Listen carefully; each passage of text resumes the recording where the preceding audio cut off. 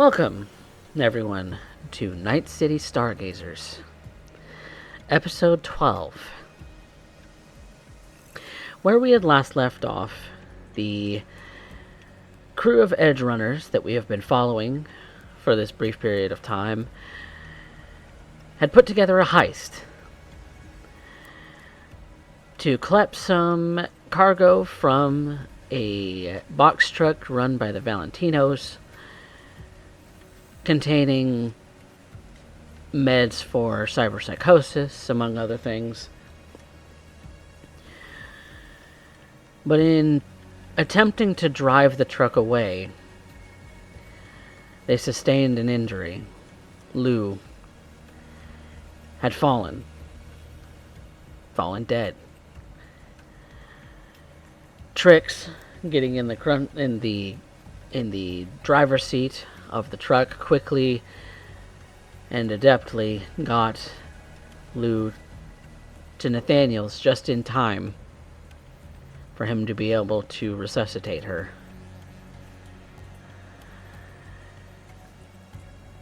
It wasn't easy, and they waited for a number of hours for Loup to regain consciousness. But eventually she did. And she has spent time recovering. It's about a week after the heist. The news has already moved on to something else of more importance and much more danger and much more thrilling of a story in the streets of Night City. Your raid on this particular truck forgotten to the daily news, or to the daily TV show, whatever it is that the people of this city consume on a nightly basis.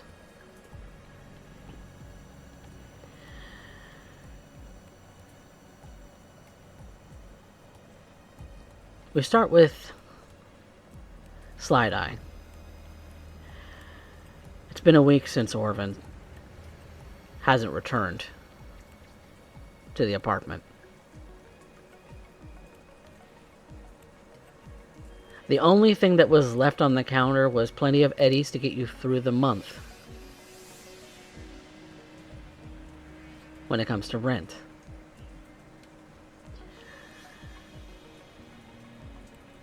Maybe that stack is still sitting there, maybe it's not. But cash in hand would keep you afloat for a little while longer. Any attempts to call him or text him, you get a response saying the number has been disconnected.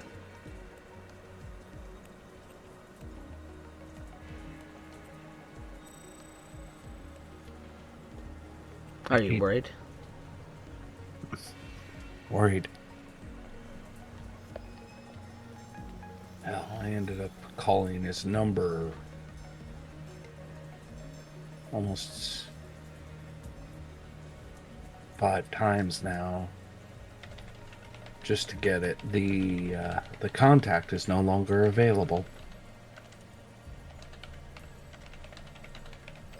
I keep thinking he might be dead in a ditch somewhere. Guess I shouldn't be surprised. MedTech goes missing, goes into solo work, uses his actual fucking name. And then all of a sudden some medical supplies went missing, even if they were just pulling every angle they could. He'd probably be in the middle of it. Left me enough eddies to be able to end up paying this month's rent, but... In full, mind you. Yeah.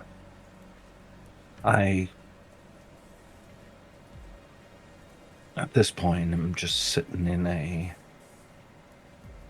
what should be a living room, but outside of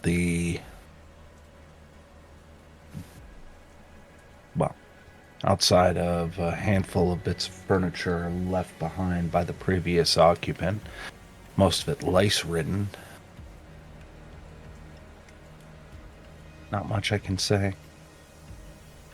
Tried to clean this place out. You can't quite get it clean. Not one of those places where it's a wreck. But what do you expect in Jig Jig Street? Currently cleaning out my heavy pistol. I just finished racking the slide back into place and making sure that it's oiled properly. You know, I've been... had to end up taking a few chips just to end up getting used to it, but... starting to fall into this position.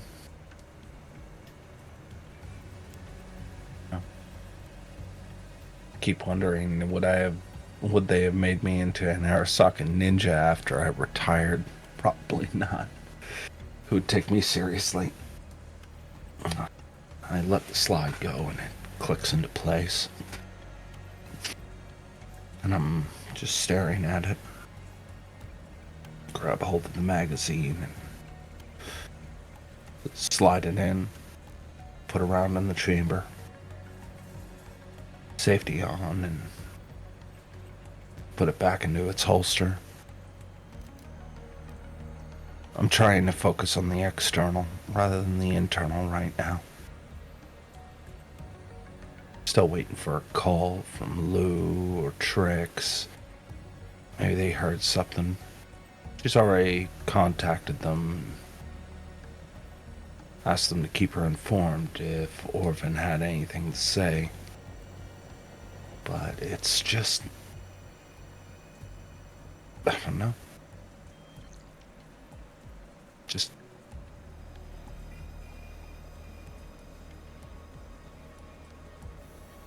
I knew it was too much of a good thing. Doc said he'd take care, and now he's gone. That's what I get for relying on others. Hell, that almost got Luke killed. That's my fault. Your thoughts, as they start to turn on your own failings, are interrupted by a knocking at your door. I walk up to the door.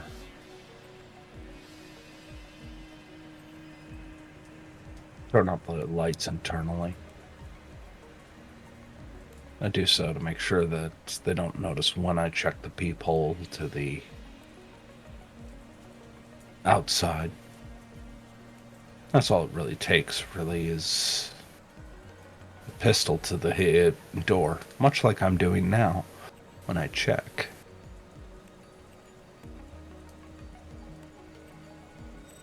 A live, green-haired punk seems to be standing at your door. Whatever you're selling, we don't want any. I ain't selling shit. You Slideye? I cock the hammer. Depends who's asking.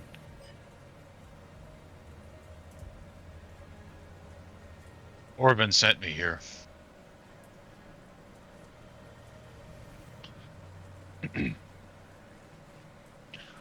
He opens the door a crack, keeping a foot at the door. Requiem almost take a step back. Just put his hands in his jacket pockets. Hands where I can see him. Are you Slideye or not? Hands where I can see him. He'll pull his hands out, give a big show.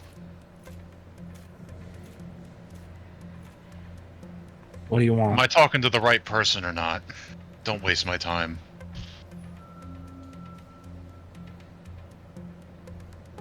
Yeah, you're talking to the right person. Orvin told me to come here and talk to you. We're talking.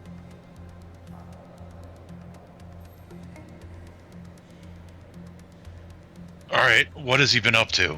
He got in touch with me with old channels that we only use when we don't want to be traced. And he's like, I'm going to reach into my jacket and pull out something. And he's going to very slowly open it up. And you're going to see him reach deep into a pocket and pull out a piece of paper and hand it to you. He opens the door, and you can see that there's a heavy pistol trained. She grabs hold of it, takes a few steps back, puts it up close enough to her face that she can try and keep him in her peripheral as she looks at it. It'll say, had to settle some personal business. And then it'll have the talk to Slideye and then this address. Signed Orvin. Oh, fuck. Get in. She steps aside and gestures with the pistol to go sit down on what looks to be a ratty couch. If they were still using springs in them, probably one poking out through the top. Requiem would go, kick his feet out and cross his legs and cross his fingers on his chest. So, girlfriend, roommate, partner? Patient. She closes the door. Okay.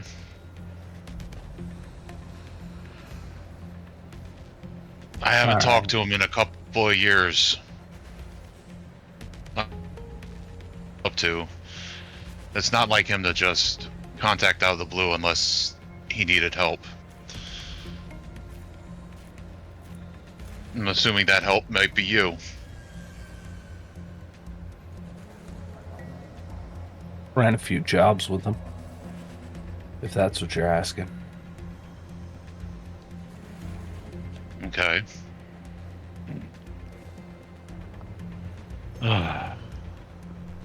Oh, he must have been worried about something to send me. And who are you? I'm Requiem. Everybody's got a handle. Not everybody's like him and just uses their name.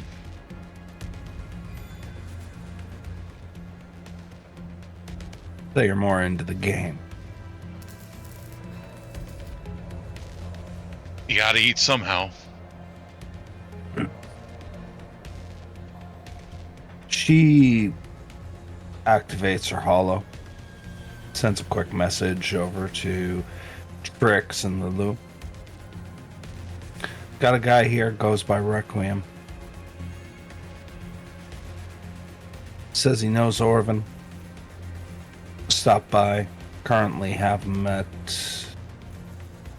insert location, Jig Jig Street. Wow. She sits in the chair where she was working on her pistol before, right across from Requiem. She keeps the gun out, though. It's not pointed at him. It's very clearly still already drawn. She just kind of rests her arms on her knees, leaning forward. Okay, then. Brought you in for help. Help with what? I was hoping you could tell me that. Normally he sent people that couldn't pay.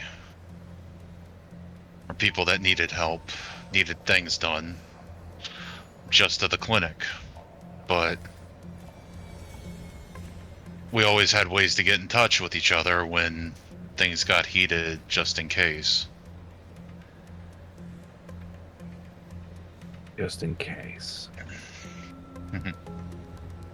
In a digital age, what's safer than paper? Thought it was weird you went analog.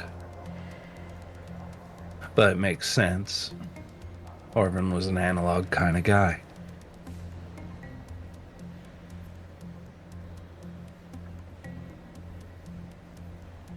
Almost like he was born in the wrong century. It was peculiar that way.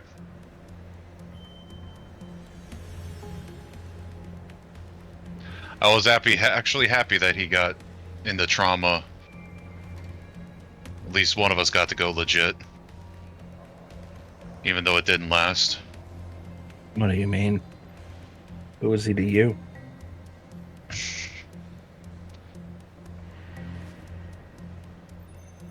Let's just say we have history.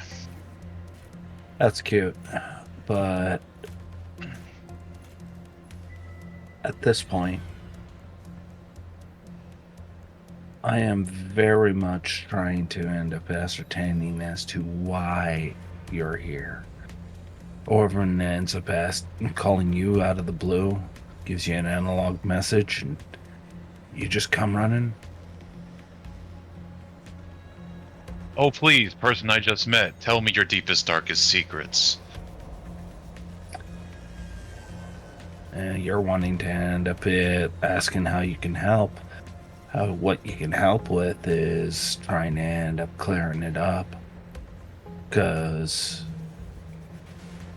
Orvin's line of work after he ended up leaving the med, not always above board. Yeah? Besides that, he ended up wanting to take edge running. You look the part a little bit better. I'm curious, are you the one that got it in his head that he was really having to find a way to let his own inner punk out? You look the type. Honestly, I don't think anybody could tell Orvin what he needed to do. He always was stubborn.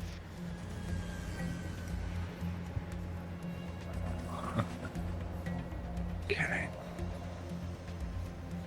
So, I won't tell you all the ancient history, but let's just say that we've helped each other from time to time, and I owe him. I wish he would have told me what he needed to settle, and I could have helped him with that, because he isn't answering anymore.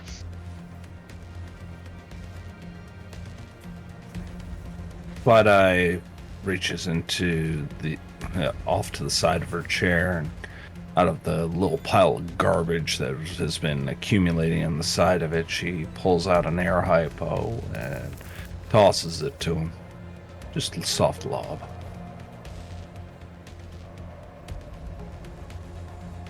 What do you know about that?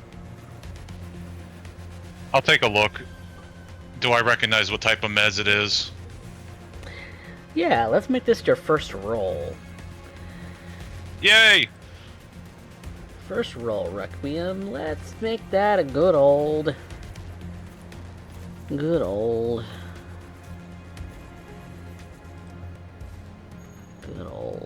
Give me a sec.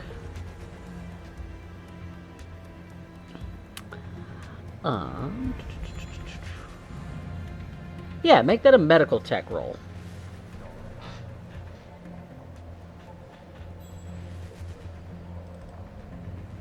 As soon as I find that... It's under technique. Technique. Yep, technique tab should be a medical tech.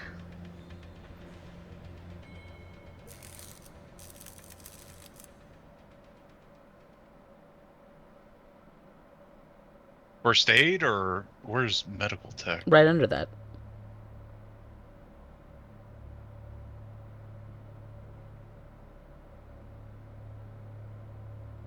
On my sheet, underneath that is paint, draw, and sculpt.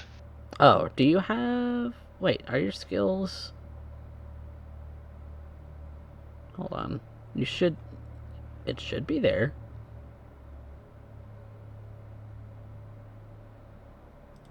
Let me change... Let me look at actually look at your sheet. Wait, did I not... Let me look.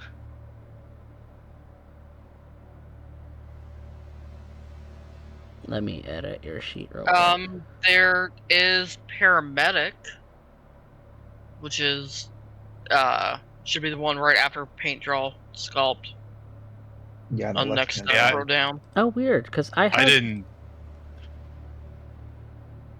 Yeah, I have first aid tech. I don't have that. I set myself up with first aid and surgery. Yeah, that's so weird, because I can see that skill on Orvin's sheet. Well, so you don't have any levels in it? Then it would just be your tech plus a d10. So make just a general tech roll. I'll have to redo my skills then, because I would know it, but... Alright, tech plus a d10. You should be able to click, just do a d10 and add your tech to it. Okay. My tech is a 7. So we will roll a d10. That comes out to 9. So that's a 9. Okay. Then I'll say, yeah, that's gonna be good enough. You have some street smarts to you too. It definitely looks like it's not an official. I mean, it's an official air hypo, as a mechanical device. But as far as the drug within it, you kind of give it a little bit of a look. The label's kind of been scratched off. You can tell from just like a slight whiff of it, though, that it's drugs meant for cyberpsychosis. Immunoblockers, to be specific. He'll give it a sniff and hold the vial up to the light. Immunoblockers, secondhand, maybe someone's custom mix. Orvin's mix.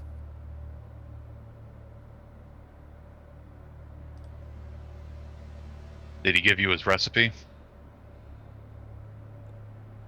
Or do you have a dose that I can get his recipe from to duplicate it? You're looking at it. Okay.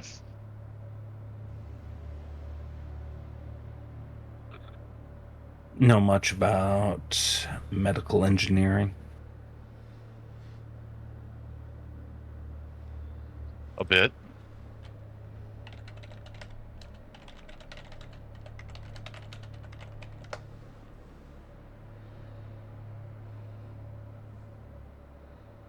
You work with Orvin, so he ended up telling me he ended up spending quite a bit of time in the med field. Trauma team. So what does that make you?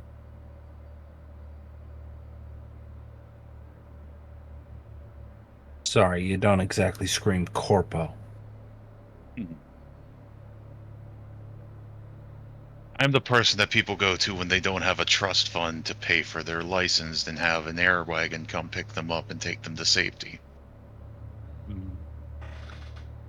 Good. Bleeding heart. Always good to end up having carved out on a table.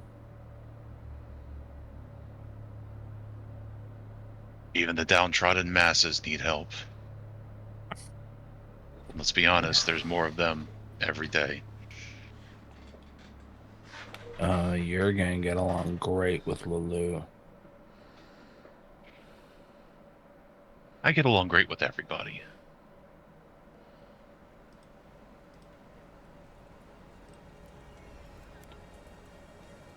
He's just going to have a big smile on his face. You're not right in the head, are you? Don't I look completely normal? And he'll just tilt his head and smile even bigger. Stop doing that. That's disgusting. Ugh.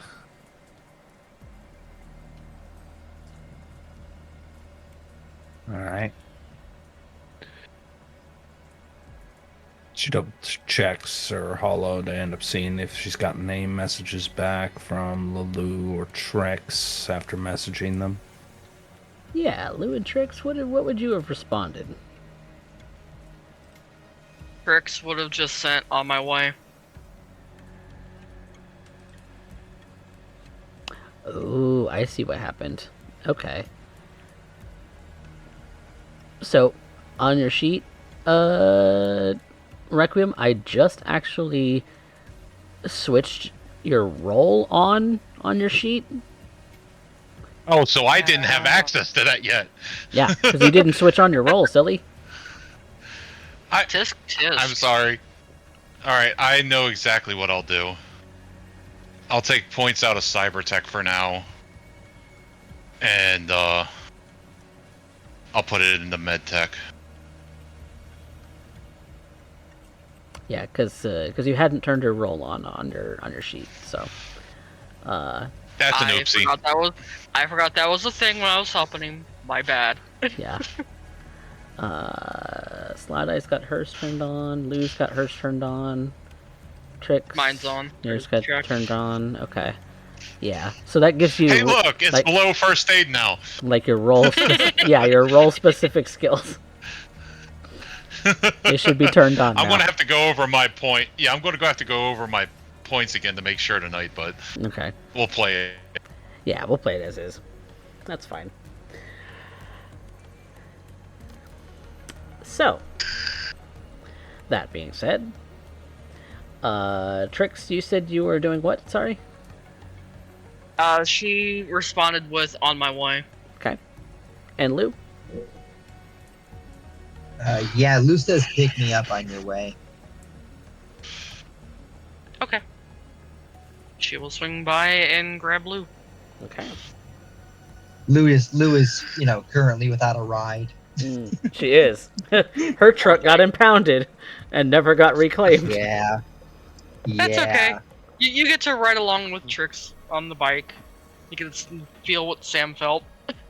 Yep. She's not feeling up for driving anyway. Yep. I'll try not to make it too bumpy. But back to Slideye and Requiem, if there's more that you want to discuss before they arrive. I'm willing to wait. I've also been buying a fair amount of time, so this whole thing might have been happening during the conversation earlier. Yeah, Trix, it doesn't take you a whole lot of time to get to Jig Street to be able to get to Slideye's apartment. You climb up the stairs up to the appropriate floor. You give a good knock on the door with Lou in tow.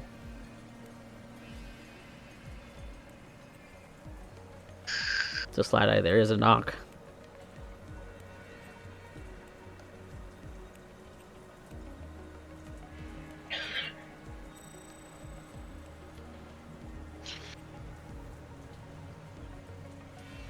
Slideye?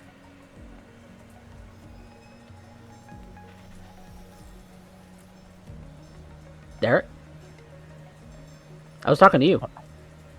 Oh, I'm just here thinking about the. I skipped ahead in the game already. Yeah, you got the knock on your door from Trix and Lou.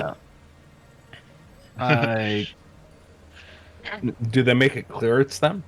Or am I You just have getting heard a random knock on the door? You have heard a knock on the door. Lou gives you the secret knock that only we know. Or is it only Lou knows? Probably yeah, only Lou knows it. Yeah, only Lou knows it. It's you probably get a normal knock and then like 3 seconds after this weird combo knock. Yeah, it's 3 knocks and then a scratch and then 2 knocks and then 2 scratches. She gets up from her seat. She doesn't turn back to Requiem. She just walks to the door, takes a quick peek in the peek hole, and as soon as she ends up seeing it, I imagine her looking at Lou, grinning from ear to ear, through that fisheye lens that makes it look all the more awkward. Just opens up the door. What a pleasant surprise.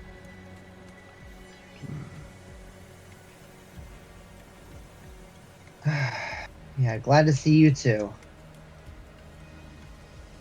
Yeah, well. Heard you got a guest. Sitting on the couch, behaving. Says he knows Orvin. Used to work with him. You'll like him, Lou. He's a bleeding heart. Oh, another one of those. Yippee.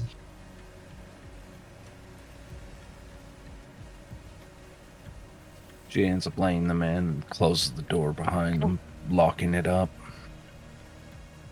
She relaxes a bit as she holsters her weapon. At that point, feeling the numbers advantage might end up making things a little bit easier. I'm also buying time as CJ ends up getting his camera back up. It crashed. I'm trying. That's okay. If you're still here, then that's all that matters on voice. Yep.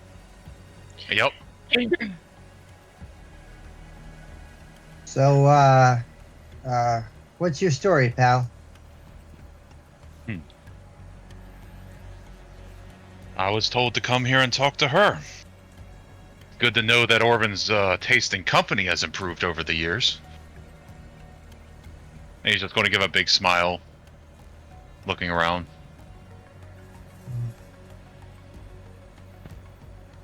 What, you comparing us to yourself? No, I am excellent company, but you have no idea who he used to hang out with.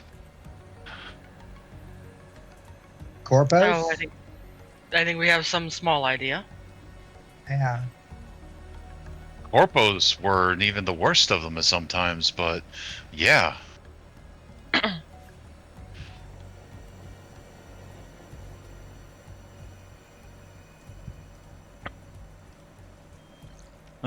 Well, what can we do you for?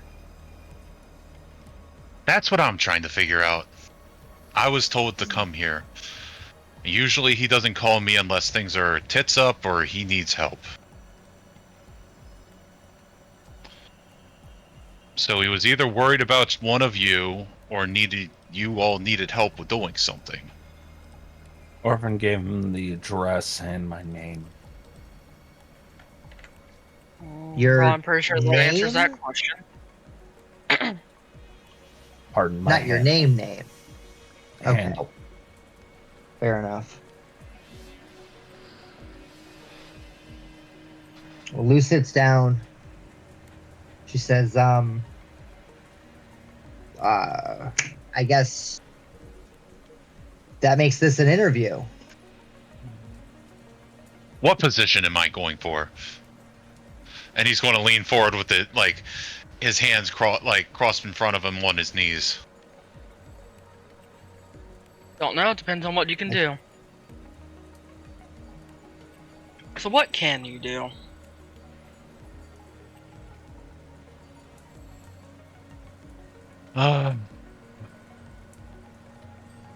Most anything that people in Night City can do, but mostly I run a clinic and do a few odd jobs to put food on the table.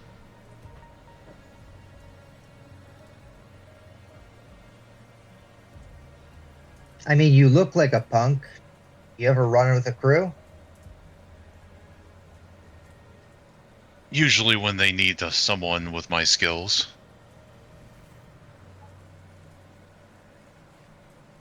Coffee, what fixers would I know that would suggest me for jobs? Well, let's see who you know. I would say make that a streetwise check.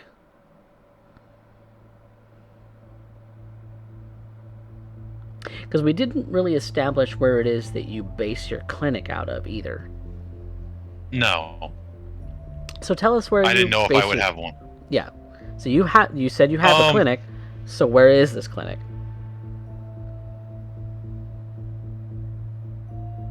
Probably somewhere local in Tiger Claw area somewhere. Because that's where I grew up. So Japantown? Yeah, in Japantown. Okay. So you're not too far away, when it comes to your clinic, actually. Yeah. Because Jig Street is in the midst of Japantown, so you're not terribly far. In fact, you probably get clientele that are more inclined to be Joy Toys than anything else. Yeah. But, even looking the for- random citizen. Streetwise, I think it's under social. Yeah. Or knowledge. It is social. Yeah. Oh. Yeah. Okay. You've heard of the name Wakako Okada. You haven't really done any jobs for her specifically, but you have had maybe others of her mercs swing by for a couple upgrades. Well, most of the time, people that work for Wakako come to me. I've never met her personally, or had to do a job for her, but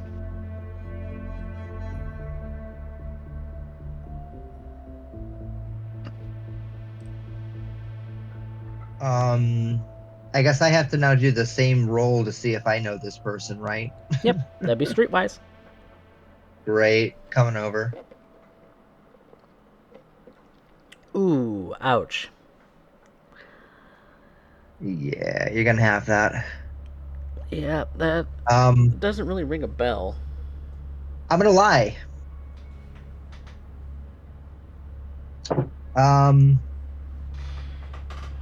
Oh yeah, I've heard of them. Yeah, good work.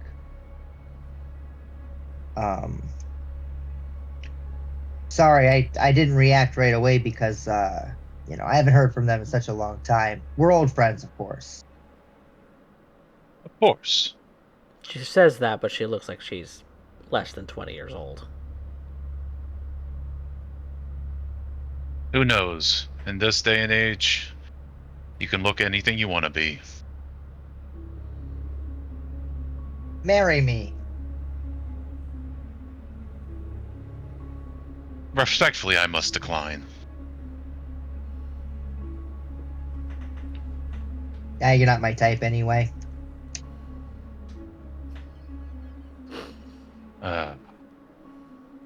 So, aside from some pharmaceutical knowledge that I have, what else would Orvin want me to help you with?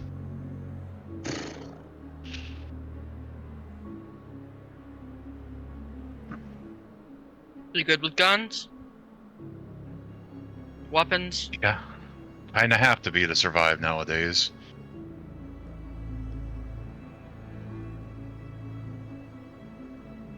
Okay. I'm no So basically solo, but So basically we're switching one med for another.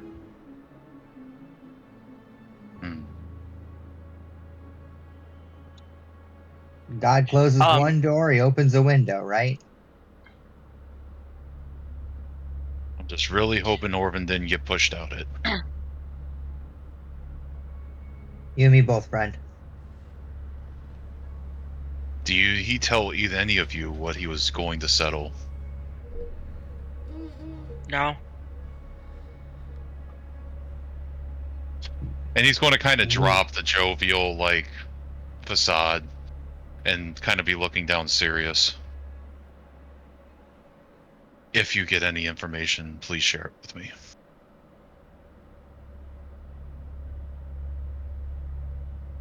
Been trying to track his name, haven't come up with anything yet, so. Way I see it, no news, good news. There's For now, always a at least. chance. The one thing he's going for him, he may not have been street smart, but he wasn't stupid.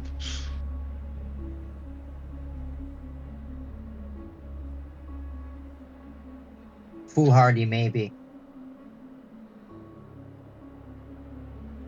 In the meantime, while this convo is going on, Trix is shooting Nathan a message asking if he knows Requiem at all, or knows of him. That's a very good question. Let's roll a d10.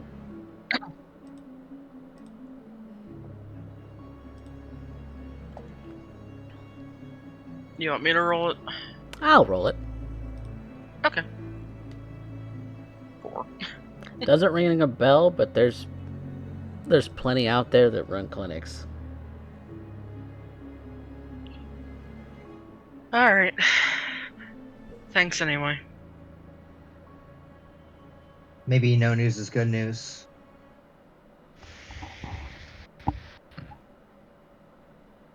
I'm going to hope otherwise until I know.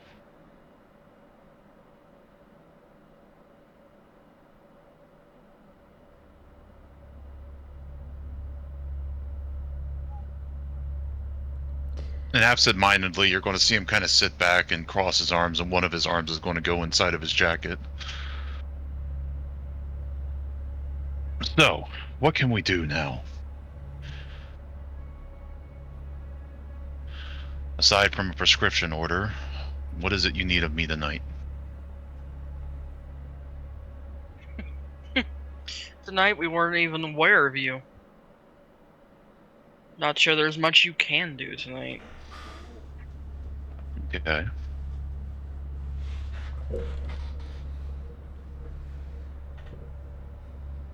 Yeah, unless you've got a physical therapy regimen for somebody who just survived a catatonic event, I don't know if there's much else you can do for me. I can give you a once-over and see if I can recommend anything. I appreciate it. I just need to shake the cobwebs off. Just don't shake hard enough that you pop your stitches. Yeah, you got it. Thanks, Doc.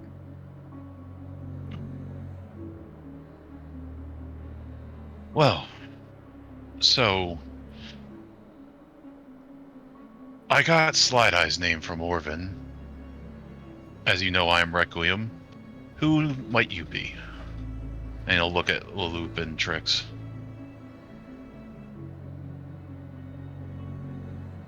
Trix. I'm Lalou. Just Lou for short. Okay. Well, let's hope this is the start of a beneficial relationship. And he'll get that smile plastered back onto his face. Yeah, Lou's gonna stick out her hand to shake yours. He'll pull the hand out of his jacket and shake your hand. It's oddly warm.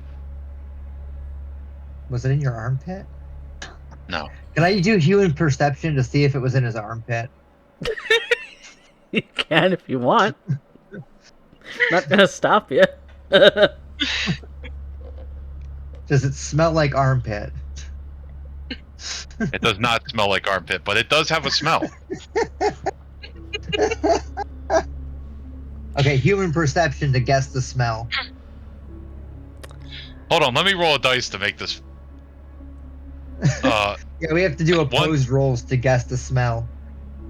No, 1 through 5, nothing happens. 6 through 10, something happens. Uh-huh. Okay. While I'm sitting there, you're going to see a small creature climb out of my jacket and run up and hug my neck. Fuck is that? What you are seeing is a tiny sugar glider. Of course it is.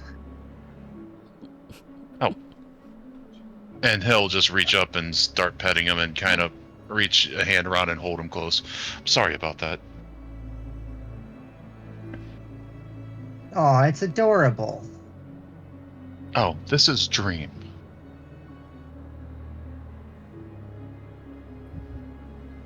Sorry, he usually doesn't like to come out when people are around. He must kind of like you guys for some reason. And we have that effect on animals. Take Slideye, for instance. Damn.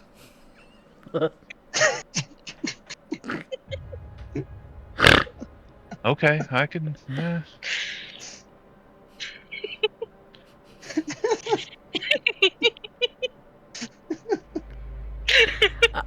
I couldn't keep that one in him. That's cold.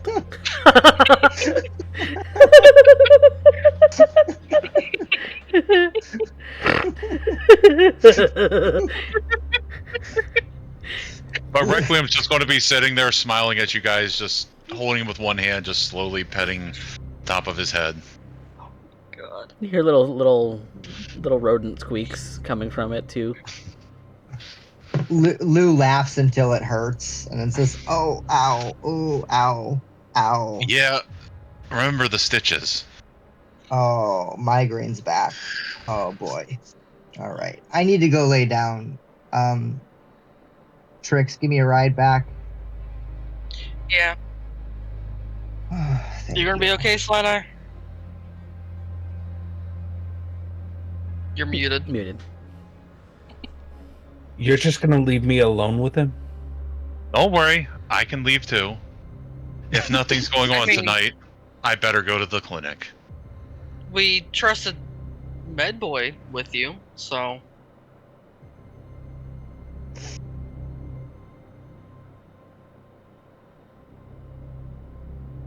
Yeah, Rec, we'll Rex, hit you up Can, when we can I get the next speak with you for a details. minute? Let's speak. Huh? by all I'm Yeah, means. kind of offended. Just because she could handle Orvin doesn't mean she can handle me. I'm much more fun.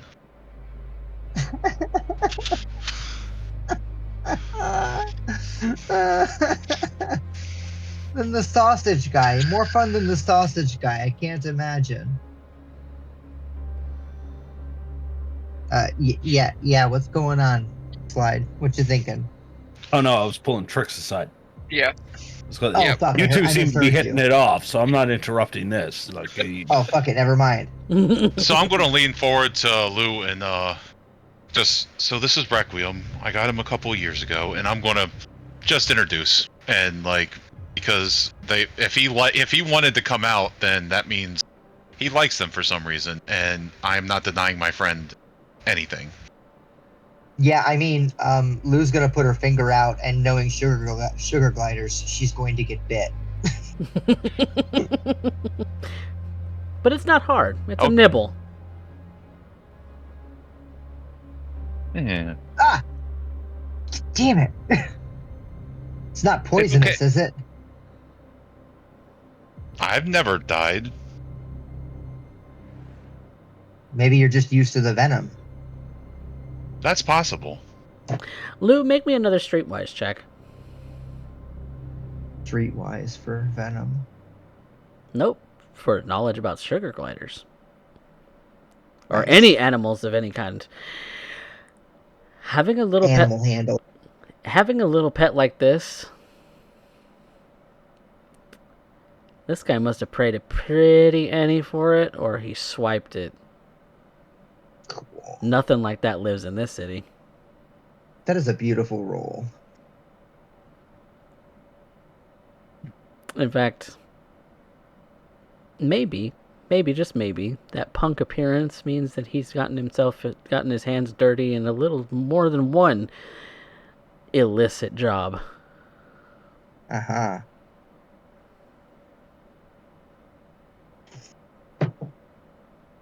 You're not sure why, but he screams Edge Runner to you. Absolutely. Like he already was one. Like, this guy's the real deal. Yeah. Slideye, you wanted to pull Trix aside for a conversation.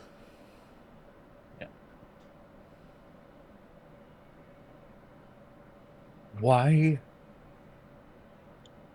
are you two just abandoning me, okay? I wasn't going to stay gone the entire time. I'm just going to drop her off, come back. Look, a cute guy ends up knocking on my door and suddenly ends up asking about me. It makes things really goddamn awkward enough, okay? And then all of a sudden it ends up turning into watching that little thing crawl around, and it's so adorable. I know it You is. have any idea? Like, I'm not going to be able to hold it together. Well, then don't hold it together. That's the only thing I can tell you. Don't do this to me, Trix. Don't do this to me. I want to do it to you. So, No. it's only for a few minutes. You know how fast I can ride. I will take Lou home. I'm not I will concerned come on how back. fast you can ride. I'm concerned on the fact that you're leaving me alone, okay? At least Orvin had this cute little homemaker thing going on, which ended up working, you know? There was a certain degree of professionalism, emotional distance. This is just... The right amount of punk. Trix, she grabs me by the shoulders. Anything can happen. Anything can happen. I know. No, But you've don't got do this. this. Don't do this to me.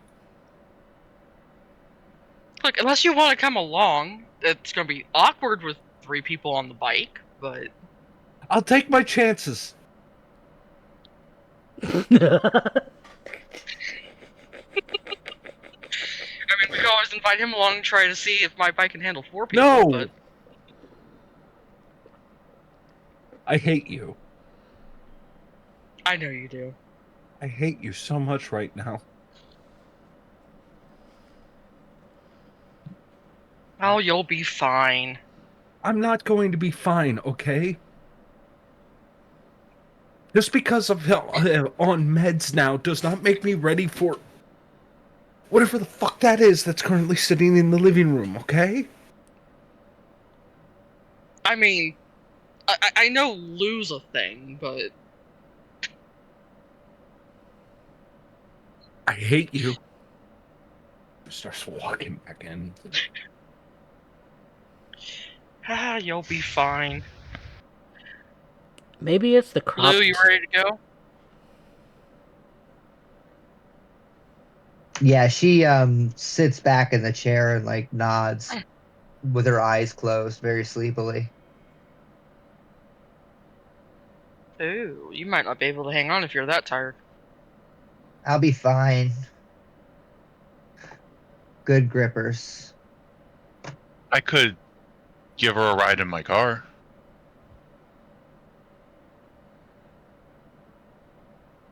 Not sure That if we can sounds like trust a you. fantastic idea. Well, you all, I'm not saying to let me drive off into the night with your friend. Of course, you all can. No, that Slideye, sounds why don't you fantastic. come with us? Yes, Slideye, you come with us. Look, I gotta end up taking care of the home front. This place is a mess. And didn't you What are you ride? gonna dust? You gotta fold your panties? What are you talking about? Let's go.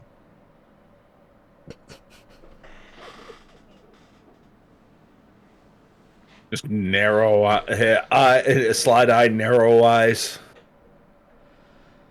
I'm gonna be putting him back into his little pouch inside my jacket. Okay, look, It's rude. you ride with It's them, rude to- I'll ride behind, and I can bring you home. Yeah, it's rude to make him. It's rude to make him ride back by himself anyway. He's got to come back by here regardless. So, Trix, you don't have to come back all the way this way. You gotta go back by Blunders. So, Slide. At least you can do is keep him company for driving me back.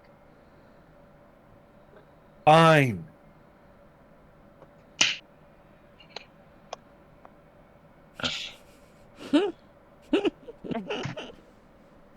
We can stop by my clinic on the way back, Slideye, and I can see if I can mix up a batch. No, I don't know what I have on hand. We'll be fine. We'll be fine. Okay. All right. And he'll get up and kind of like, adjust himself. Lead the way, ladies. Himself? His dick? No, his shirt. And Oh, because okay, just checking. That cropped, tainted overlord shirt.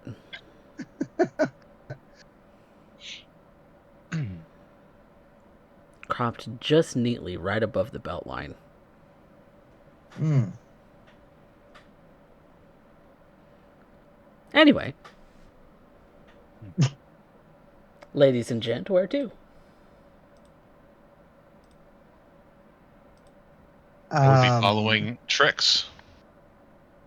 Well, before we get to the car, Lou says, hey, do we want to, look, I know I'm tired. I know I'm sick, whatever. Fuck it. Do we want to celebrate our new partnership? We could. Go get a drink, take in a dance or two.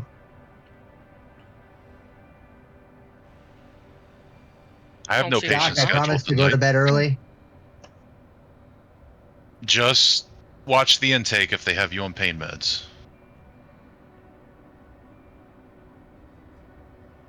Hey, I'll stick to club soda if I have to.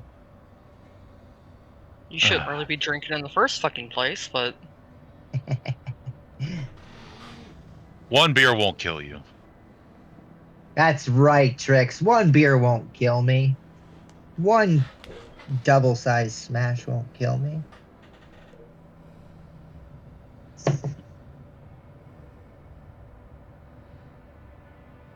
decide It's what you want settled. to do. Where are we going?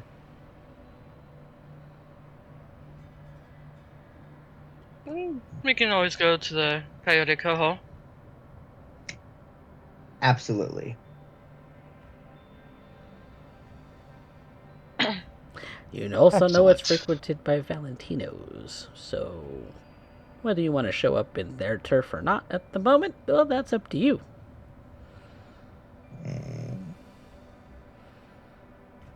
Not that your names or faces were ever plastered on the news, but you know.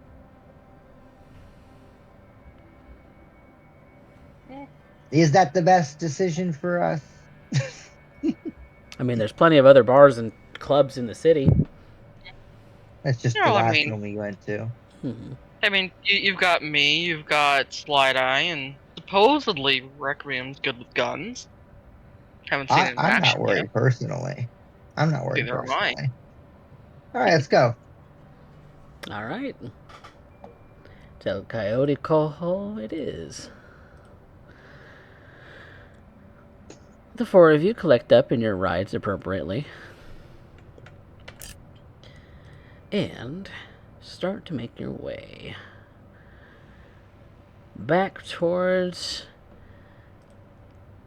the lovely region of Haywood that Trix and Loup call home.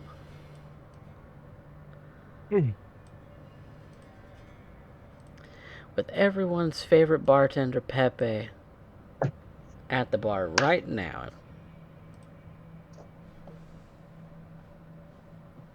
Hey, Chicky. How we doing, Chief? You... What can I get you all to drink? Huh?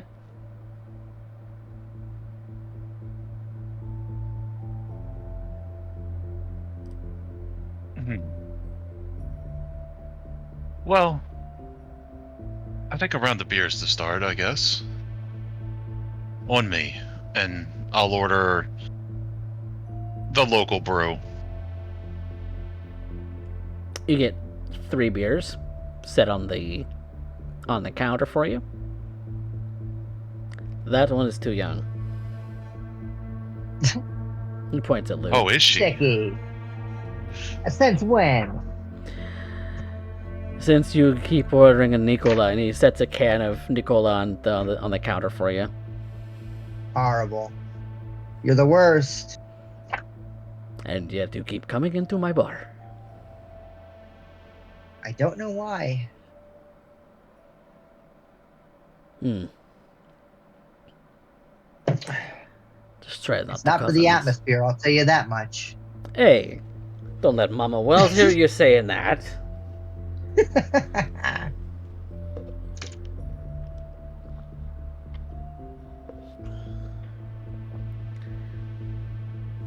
Requiem will pass out the drinks.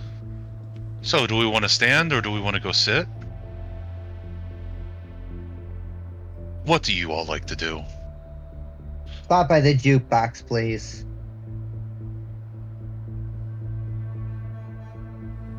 Excellent. And I'll carry over the beers and set them out for everybody and slide into the booth. It's a cute little corner booth on the edge of a wall next to the jukebox, where you can flick over a Eurodollar to play a whatever song.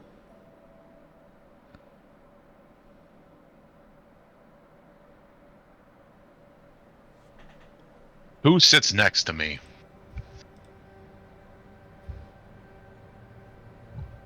Trix is going to sit across from you. Sitting across. Definitely sitting across. Lou slides in next to you. It's not a problem. Okay. Yeah, as soon as she figured out what the hell it was that Trix was doing, it's like, yep, nope.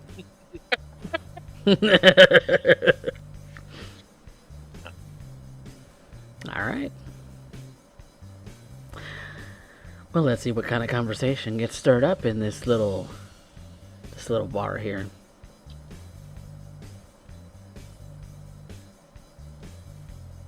As you stare. So how long did you know the...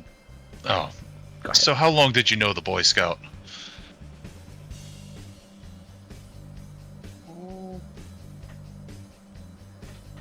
About a month or so, I'd say. Hmm. Kind of got roped in together from Fixer here.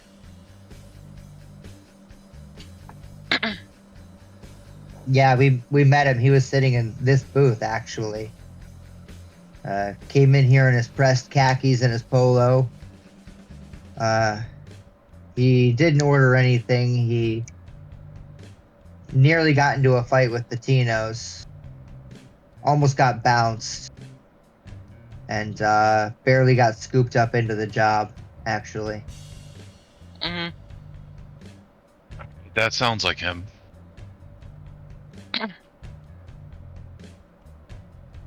Didn't understand how to work the street at all. Mister, I'm gonna go by my real name. It's no wonder he got into so much trouble.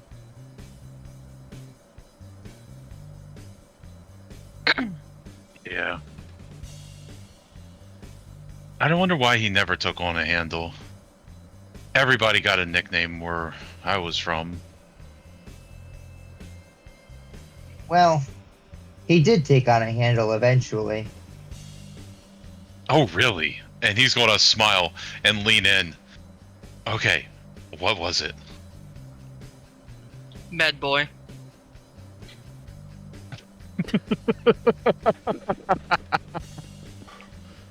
You know,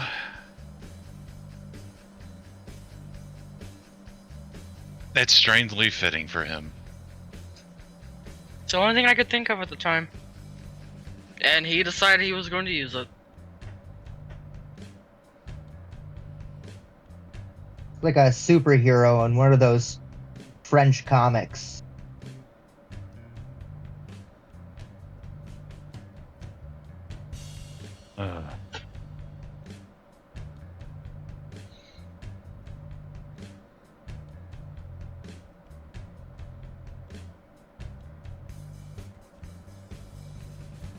Well, he's going to hold up his mug. We're not going to start this off unless we start it off right. To Orvin. I hope he's out there kicking somewhere. Then he's going to hold his mug up. To Orvin. To Orvin. The med boy. And he'll down half his beer. Lou just sips on the cola. Trix is down in part of hers. It is interesting. I was wondering if you were that young, or if... Well, you can't really tell how old people are with how they look nowadays. Yeah, I'm glad you haven't figured out my tell yet either. Oh, give it time. We all learn something about each other. Oh yeah, what are you hiding beneath that chrome jaw of yours? Oh, there's not much left of that anymore.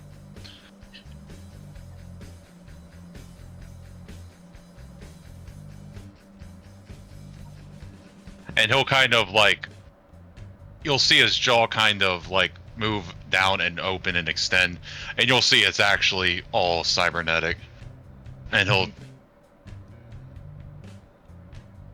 occupational hazard.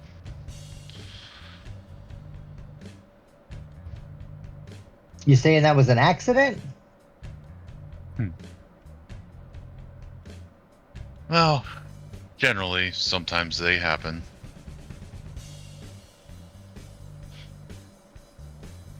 Sometimes when patients come in, not all the ordnance inside of them has detonated. Yeah. That's fair. Lesson learned. Be more careful. I don't lean over my work anymore. That seems to be a going thing with this group. Yeah, learning the hard way.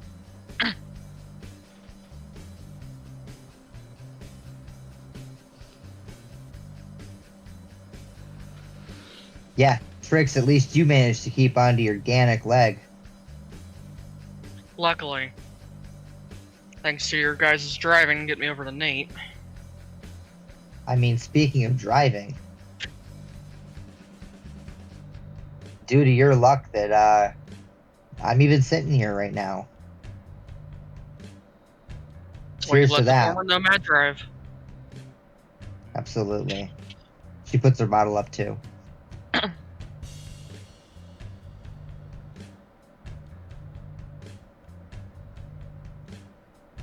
Sounds like your last job was a tough one.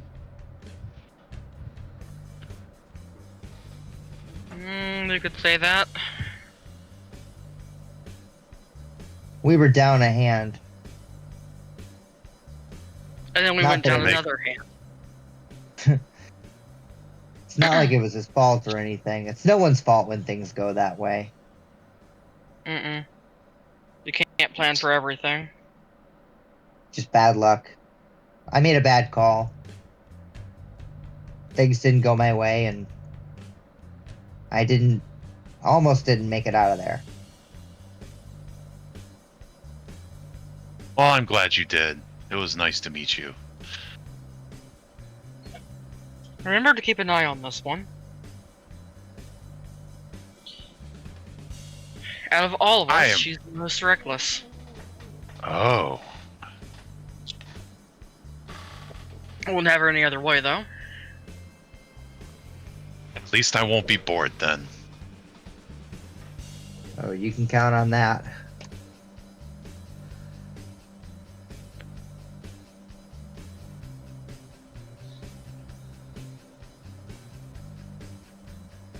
I'll tell you what, it's going to be nice getting put back together without and Nathan an arm and a leg, literally.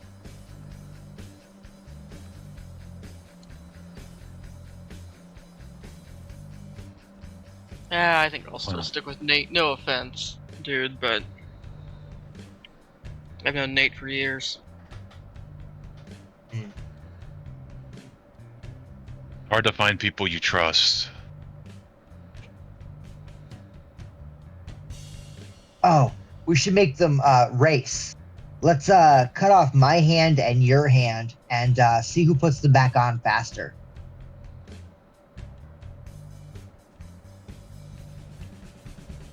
Lou, what the hell's wrong with you?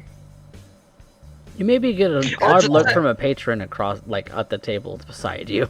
or is it easier to ask at this point, what isn't wrong with you? I got poor impulse control. I'm sorry. No, this tracks. I've seen people do it with handguns, taking them apart and putting back together. I mean, prosthetics isn't that much of a leap. You're right. I'm interested. Right. And he's gonna lean forward with his elbows on the table. Okay, I have two eyes. You can take out one. Nathan can take out the other one. You'll take them out. You'll put them back in. We'll see who's faster. I love a challenge. All right, I'm gonna write that down, and we'll see if we can get Nathan in on that later. How drunk do you think we'll have to get him first, Trix?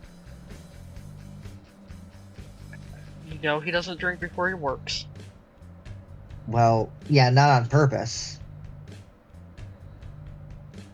I'm staying out of this one. Nope.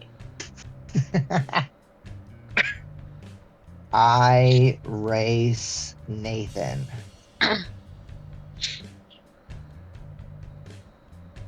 He's going to. Reckion's just going to sit back smiling.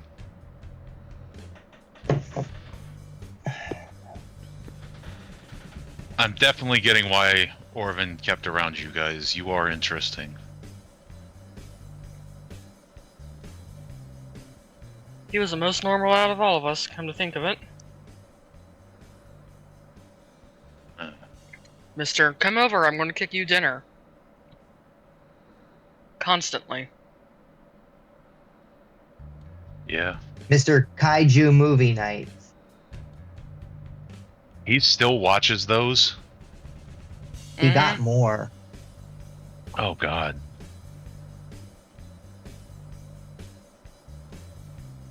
The Wonder if man's he took you with him. incorrigible.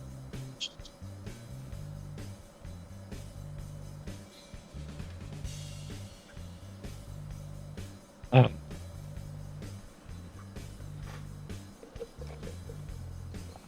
Requiem's going to look over at Slideye. So tall, beautiful, and brooding. What's your story?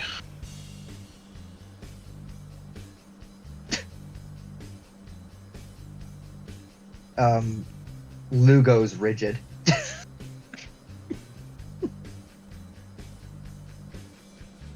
Slideye.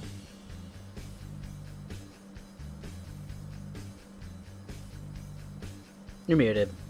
I actually was unmuted, then muted myself to end up unmuting myself. I played myself.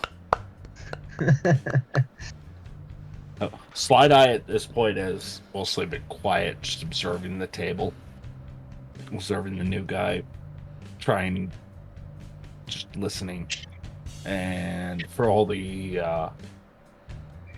potential awkwardness, she thinks back to what Lou ended up saying.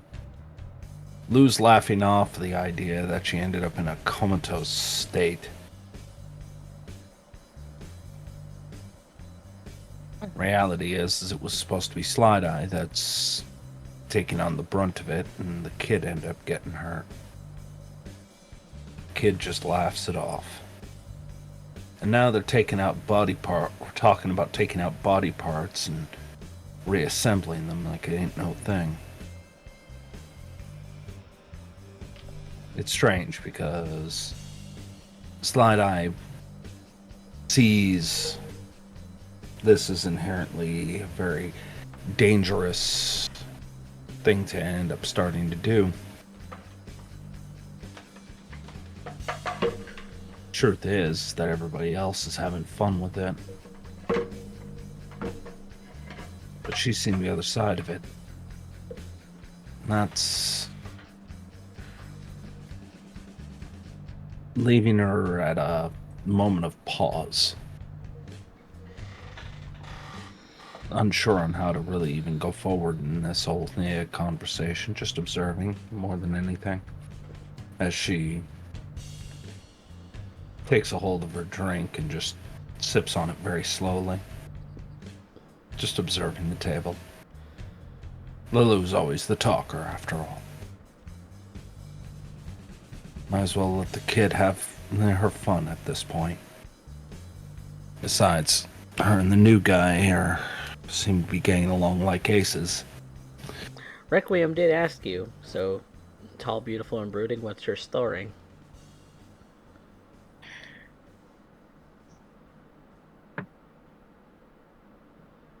Maybe snaps you out of your own thoughts for a moment. Probably.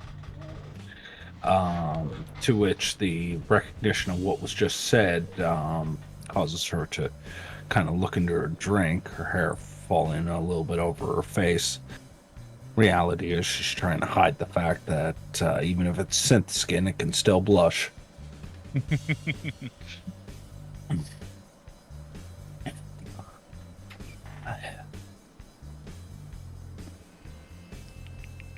I'm just the...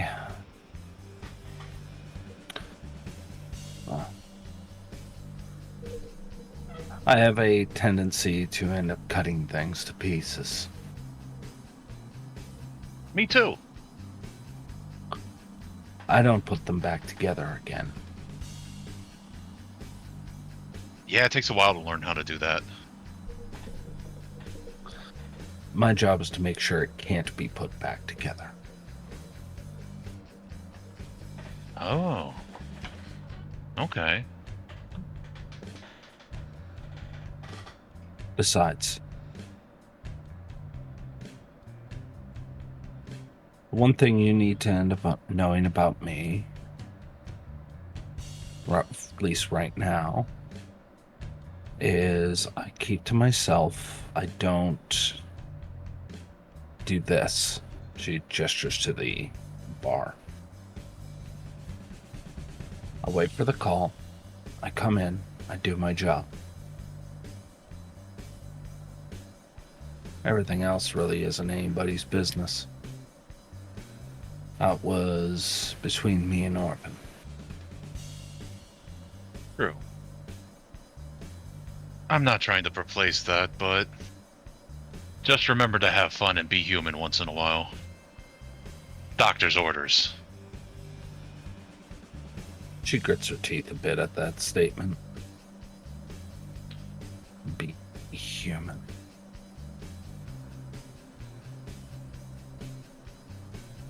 Yeah, sure, Doc. She brushes her hair back again after regaining her composure a bit.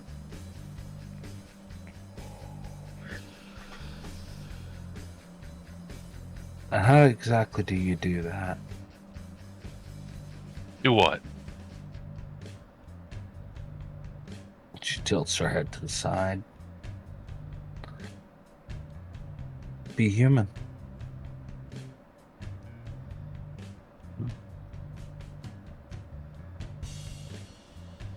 I don't know. A little bit of fun. A little bit of enjoyment. Anything that keeps you anchored.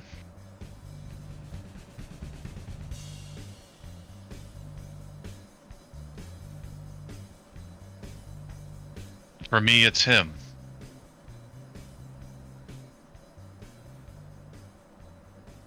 What, your coat infestation? Mm-hmm. That also kind of crawls out of the coat and kind of starts nesting in your hair a little bit. I'm not even going to acknowledge because this is what he does at home. That thing even allowed in bars? I don't know. No one's ever looked at him and said anything but, "Oh, how adorable."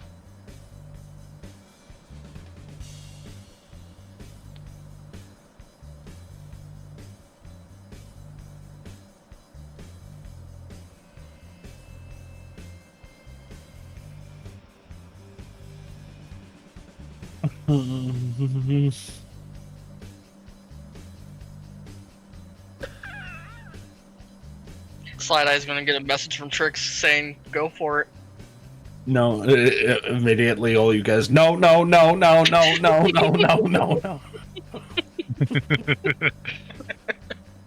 Doesn't say anything, it's just being spammed on the hollow. No spaces, no nothing, just N-O, like, damn near for a full paragraph. I don't know any of this, so I'm just going to keep smiling. Yeah, you're not in the group text No. yet. No, I don't mean to speak like I know you, but plenty have come into my clinic. And if you lose yourself and don't have anything else, it's a slippery slope.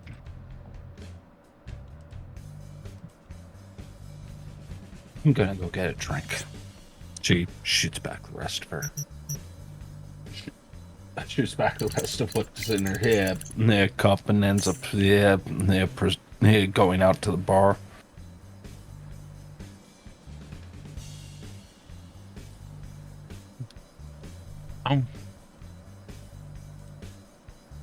I think one of the reasons Orphan sent me is because he was worried about her. He gave you her name specifically.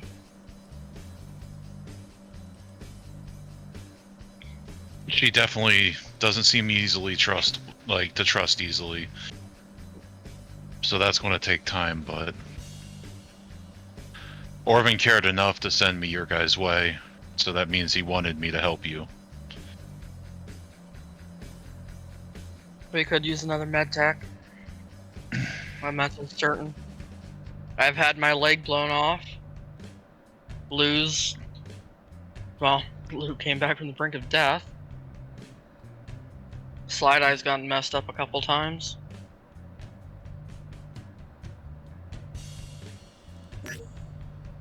Well, I've had to learn a lot of things over my years.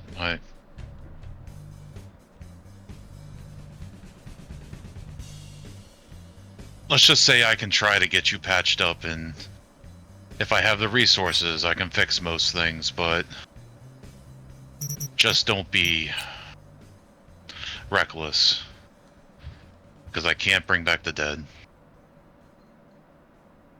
We try not to be. Leg got blown off because I was caught out in a bad spot during a job.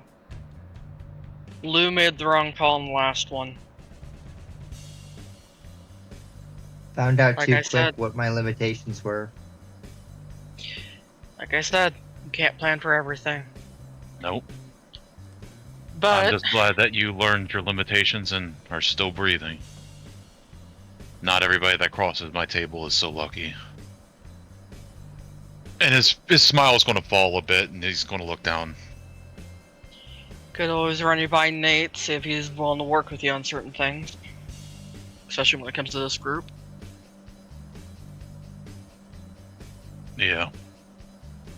Well, I do what I can where I can. That's always been my MO.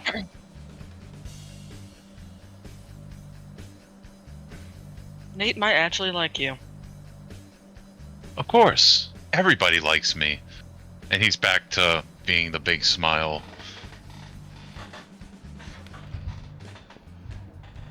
We'll see.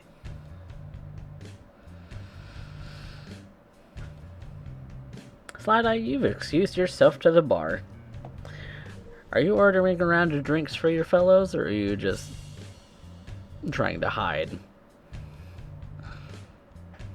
I'm trying to hide at this point. I know exactly what Trix is doing, and it's not helping.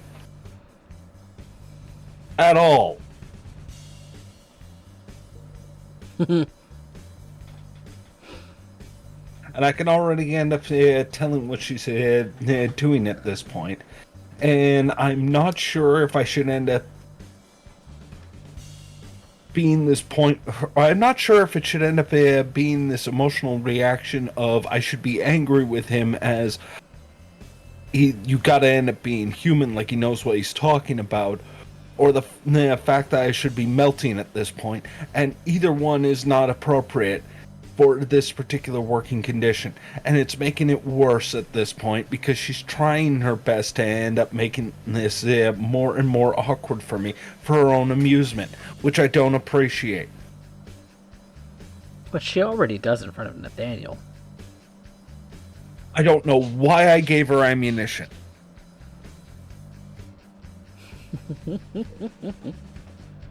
Because you're becoming a real boy, Slideye.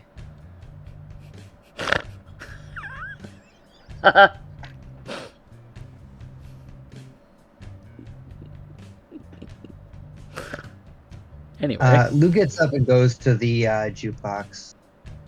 Okay. She puts in an Eddie. She finds a track by Conrad Old Money called Tatted on My Face.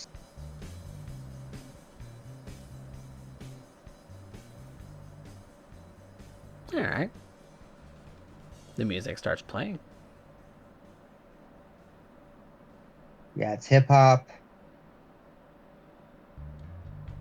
It's loud, it's aggressive.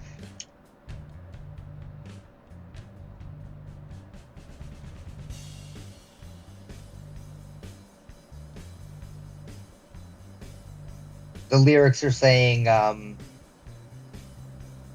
like, I'm not scared of shit, man. I'll pull up to your place. I'll do it broad. I'll say it to your face. Mm. Lou very, is, very Night City. yeah. Lou is dancing around a little bit.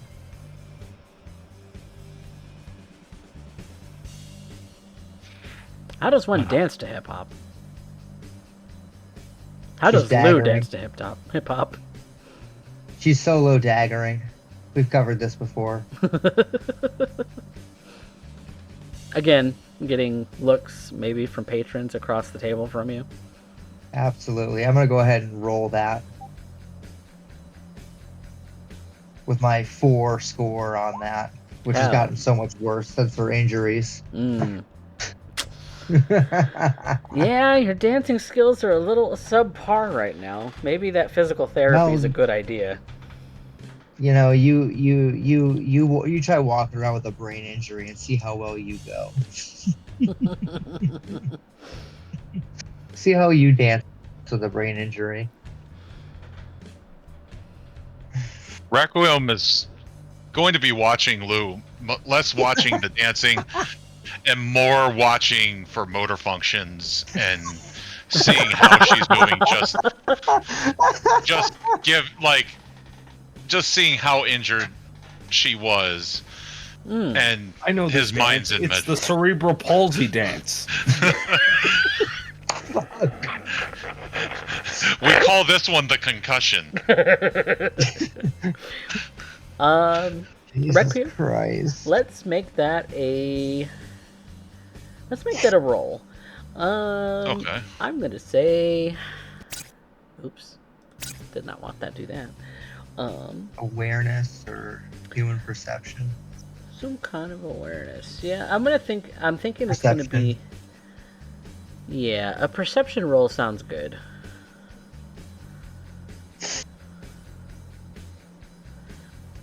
Which is under the awareness skills. Yep.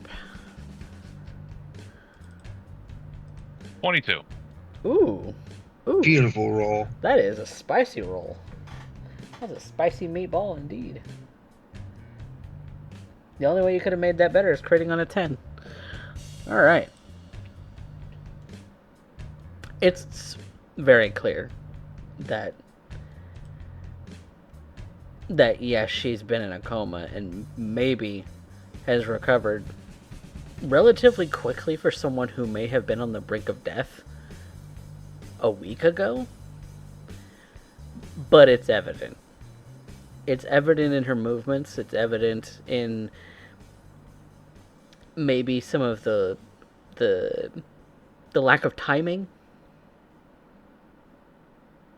Maybe her movements are a little bit stiff, like she's having trouble moving. Maybe. Did coffee cut Yeah, out we got for robot anybody else? coffee. Oh, what? Oh, am I- Now he's back. Now he's back. Oh, oh, just I a was. little robot coffee. I was just saying, yeah, it's pretty evident that whatever happened was serious. She may be up and walking around and functioning, but it's clear she's not at 100%, and it's clear that there's some kind of something misfiring. Her timing is off. Her movements are stiff. Her lack of spatial awareness is maybe a little off too. Because I'm going to look over at Trix. Sorry, Coffee, go ahead. Oh, I was just saying, she looks like she's going to stumble over her own feet a couple times. Okay. I think she is stumbling a bit, I'm sure. Probably. I'm going to look over at Trix. Who was her doc?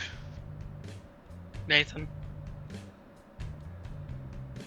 Make sure she gets plenty of rest and follows her rehabilitation.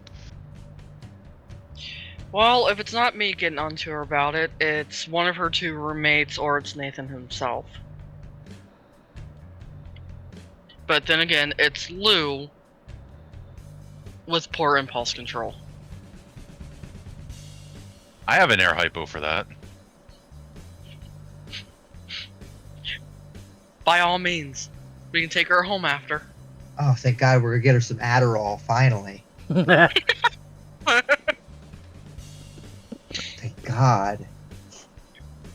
Would I have any meds on my person? Probably nothing of an Adderall strength, but we're talking. No, like, I want something night sleepy time to make Lou rest. It's like a Mm. dangerous game, friend. We're talking something like an over-the-counter sleep aid, or we're talking about roofing her drink. Talk Not shit, less get less bit. on less on the roofie, more on the think strong melatonin. Over-the-counter sleep aid. Whether you would have prepared for this kind of circumstances up in the air, so let's high or low it. Okay. Low. Then let me roll a dice.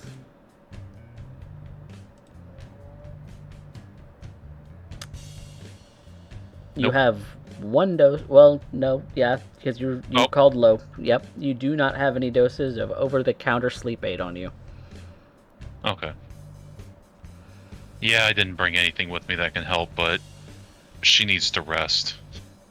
Things need to repair and reset. Yeah.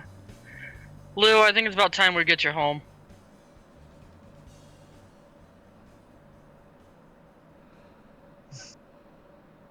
We done with all the team building. We don't want to Sure. build a human pyramid or something. We good? I All don't right. think you have that much balance, son. Yeah, you got me. Yeah, I wanted to be the base and everything. All right. Well, hey, thanks for driving, Rec. Problem. Are you going to be okay on the back of the bike home, or do you want me to take you? Oh my God, please. No, I'm gonna sleep in the passenger seat, 100%. Okay. You and Slideye take her. I'll follow behind and help carry her upstairs. Okay. Alright. And yep. We just gotta wait for Slideye to get back from the bathroom, and then we can leave.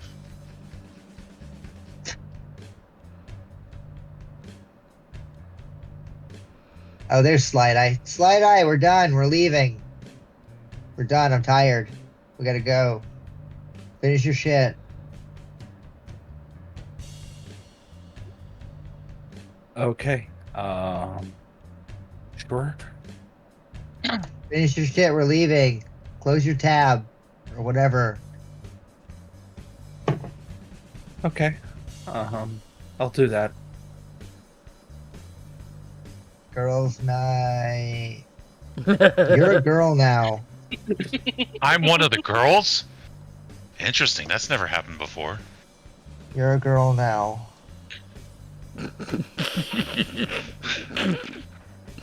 One of the girls.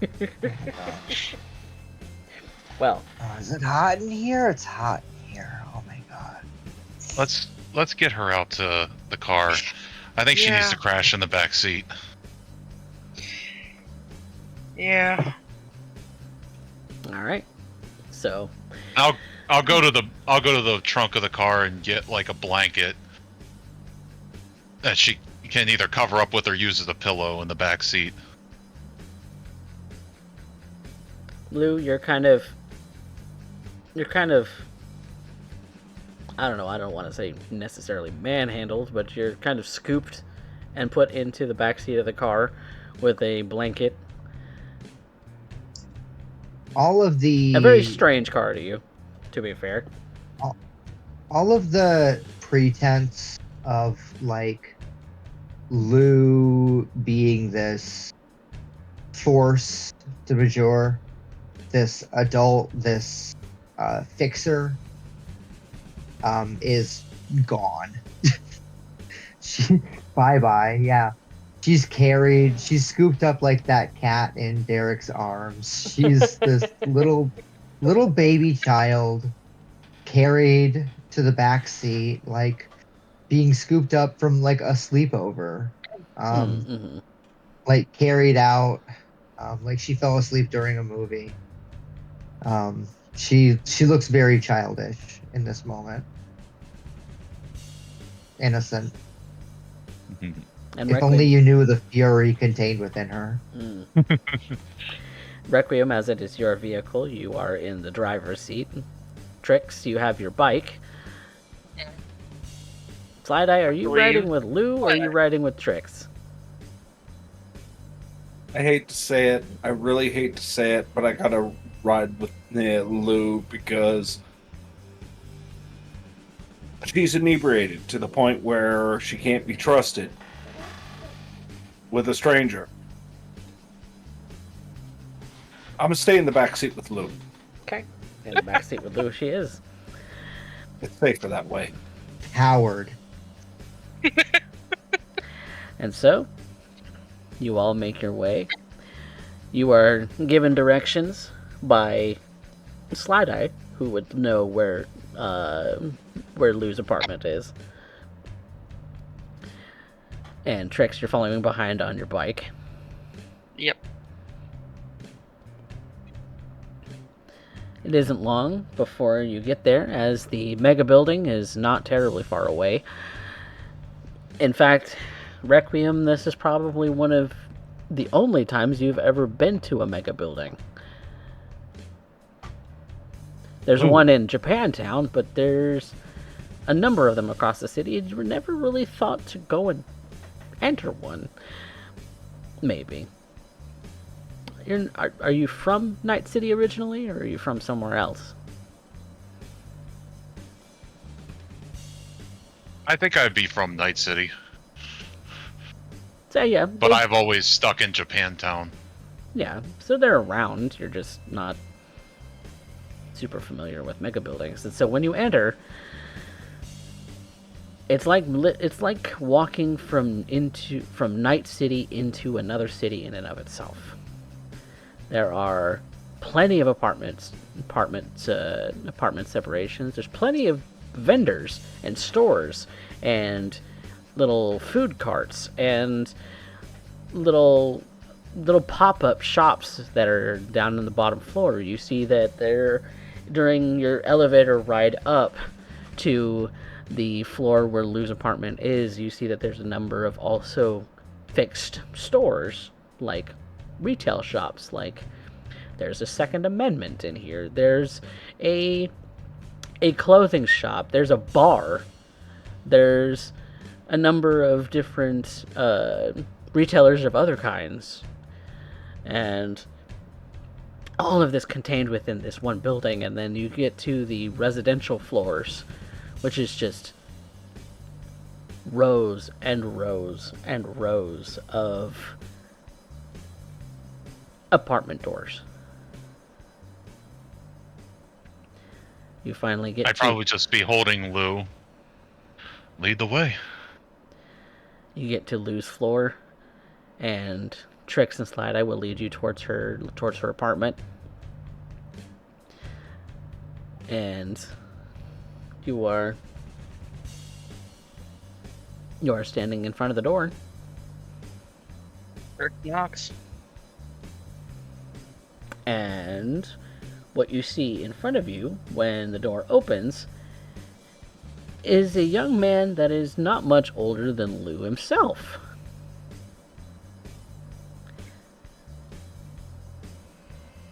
Lou, you would know this to be Sam, obviously. Hey, Sam. What the hell happened? She overdid it. Kind of passed out on the way here. Overdid what? Not Lou and her dancing.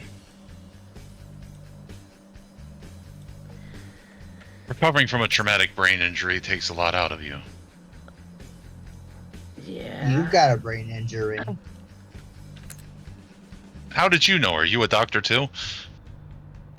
Doctor. You're a doctor. You're right. Sam, this is the doctor. Doctor Who. I'm Yeah, Requiem. that one. What kind of a doctor goes by the name Requiem? Sounds like a bitch-ass punk. Now, I might be offended if that wasn't true.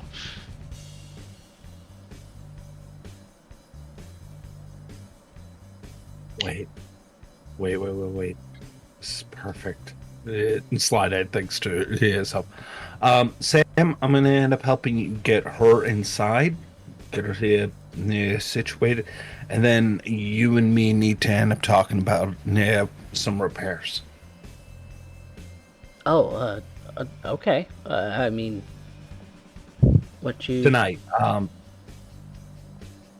Oh, Well, it mostly ends up having, and she pulls aside, puts aside her jacket, which you can end up seeing, like, the bullet damage, stab damage, like, Requiem would end up seeing her do this, and what you're seeing is synth skin armored, or synth skin covered armored plates that literally make up her, or make up her body, showcasing that her body is, like, large part artificial.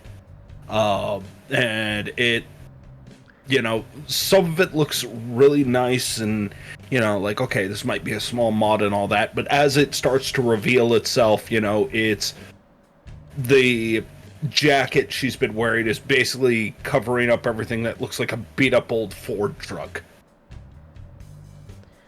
oh, gee. You've been sitting on that for this long?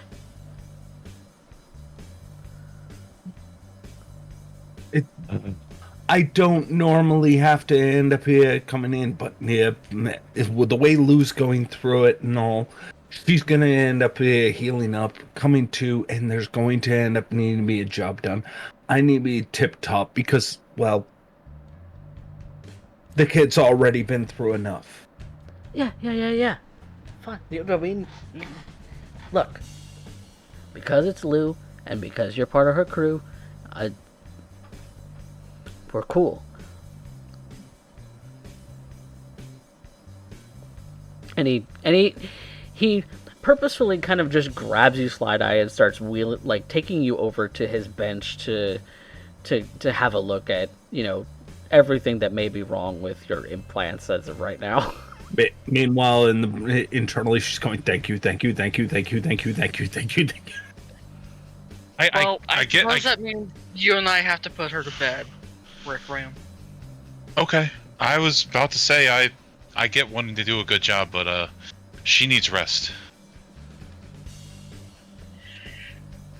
Alright, come on. She's gonna follow the other two in. I'll follow. All right. Lou uses her free arm to wave at the couch. I'll if that's where she's indicating she wants to go, I'll go over and lay her gently on the couch. Mm-hmm. All right, Lou. thanks, you guys. Rest. You got it. We mean it, Lou. I'll sick Sam on you if you don't.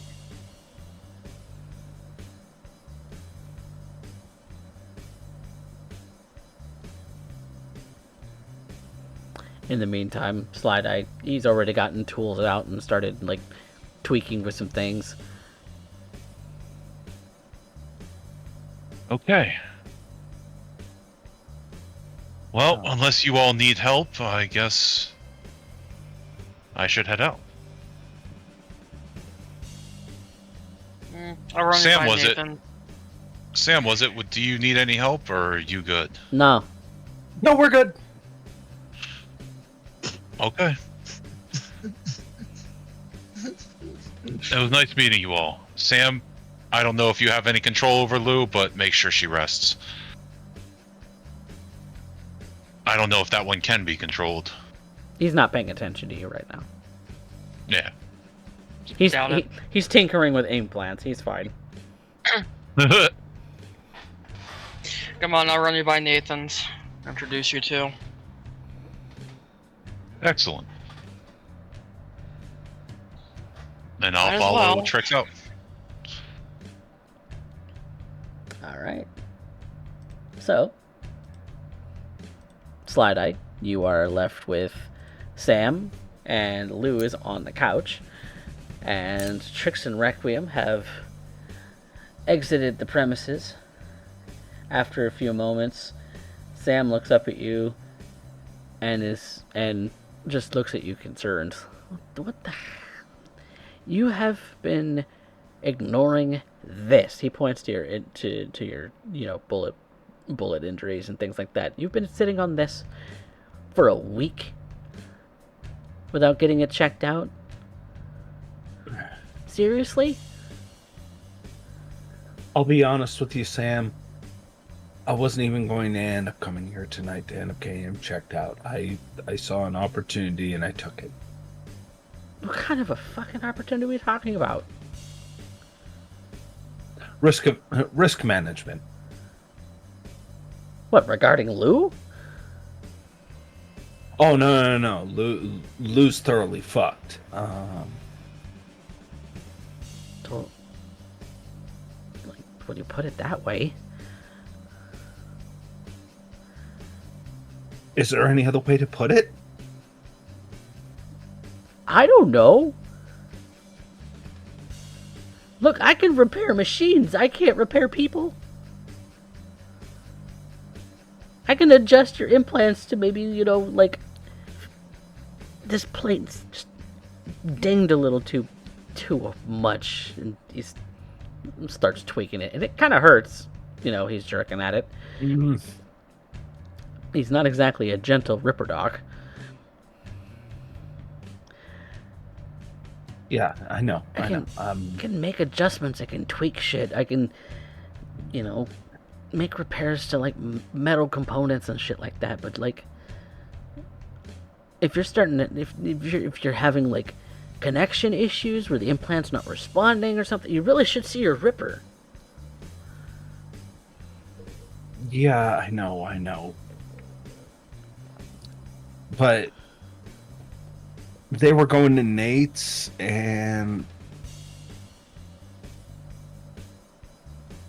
You didn't want to go?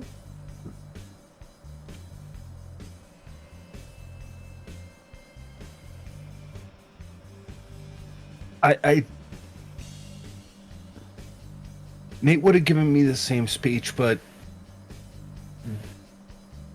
then he would have been around it. It would just be all kinds of awkwards.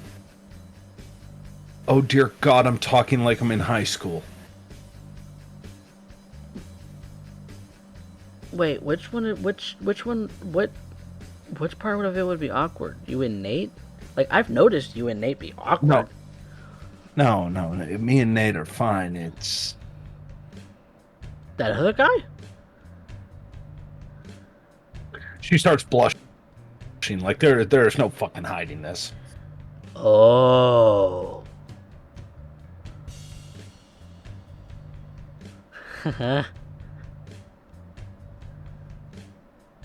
Oh, did I may have lost sound. Trying to make this I lost okay. I lost And sound Lou's very drunk, briefly. so Start over. look, Trix found out, and she's been trying to make this awkward ever since. And she's been plotting. I could see it. I could see what she's trying to do. And if she gets Lou on this, I am thoroughly screwed. Oh, wait, hold on. Oh. Wait a minute. Are you telling me that I'm not telling you anything. I'm just saying. it's awkward, you're blushing, and you're having trouble forming sentences? Are you a which is detective or are you a tech? both. I gotta be a little bit of a sleuth to figure out what's wrong with a vehicle if it's some shady shit. I don't know. And he's definitely got that big old punk vibe. God. Yeah. I mean, no. What, you're into that? No. It's the it's big not green like hair, innit? Sam. You're almost as bad as Trix, okay? Look. As far as I know, Lou's already overhearing us. Because I don't know how quickly she passed out. I'm just saying, you know, you're an adult. And I think he is. He looks older than me, so I guess so. I have more. I'm a fucking combat joy toy at this point. Nuh-uh.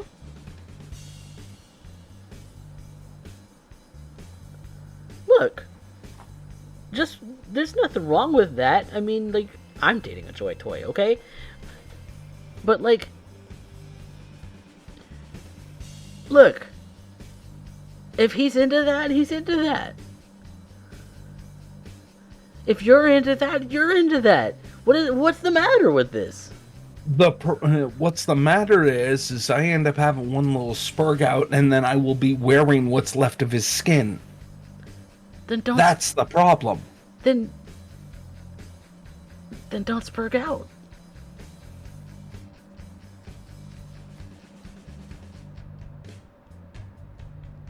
Look, It's hard enough. The Mantis Blade can be replaced with a regular cyber arm, right? And how much is it going to cost me to keep swapping pieces? You know, we haven't exactly entered the realm of things just being plug in and go. Well, what about just like picking up an actual like katana or something?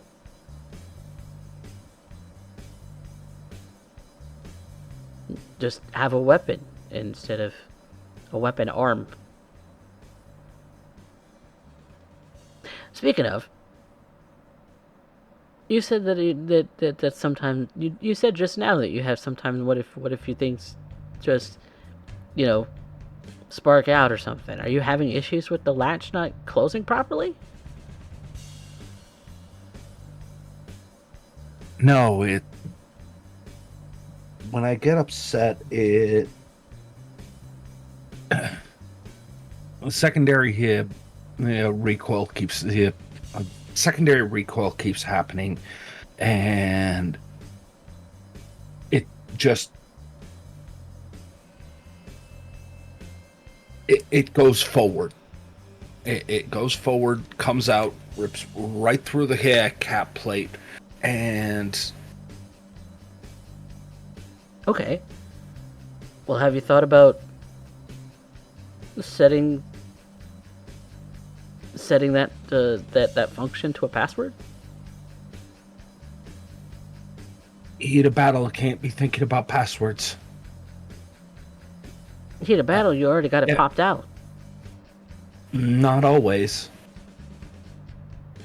Yeah, but at least with a that's password, why I you're need thinking it. straight.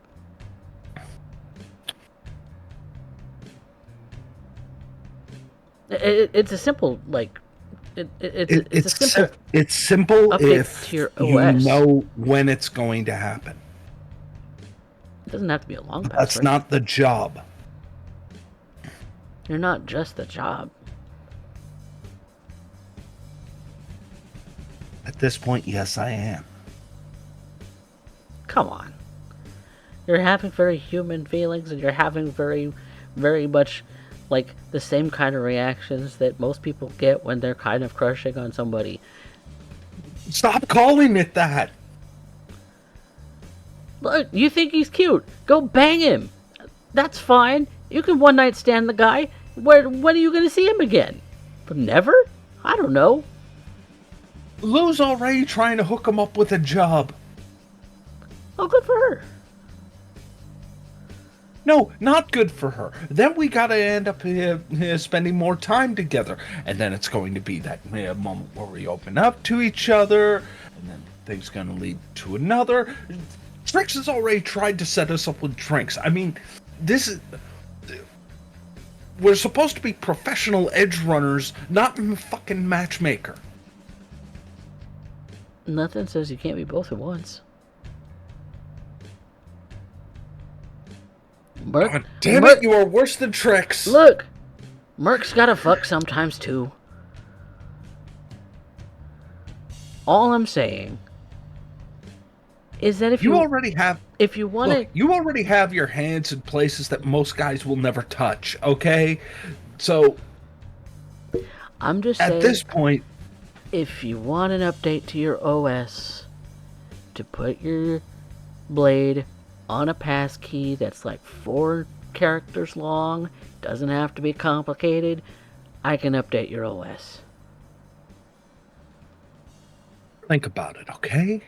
I'll think about it. Just...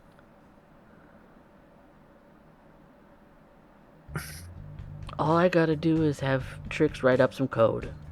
She doesn't have to know what for. Oh, Trix will know exactly what it's for, okay? I don't need Trix tinkering with this any more than she has to, okay? You and I both know she wants to end up backdooring just about everything, okay? And I have no intention of being backdoored tonight. I don't... He's not even your input yet.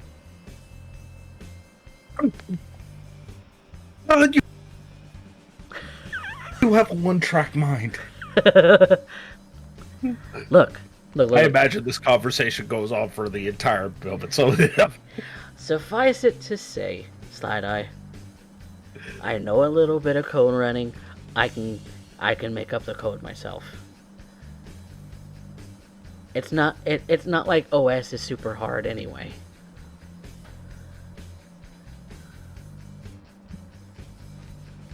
I know at least a little that much. So I can get you I can write up some code, I can get you the shard, and you can download it and install it tonight. Easy peasy. I ain't even gonna charge you for it.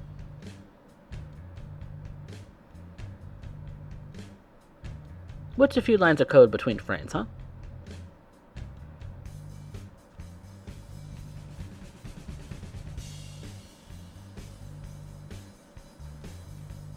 You're all terrible. You're all fucking terrible. Look, this every last one of you. Look, this guarantees that I'm gonna be safe too, because you have to punch in your password anytime you want to eject your blade. I'm just saying.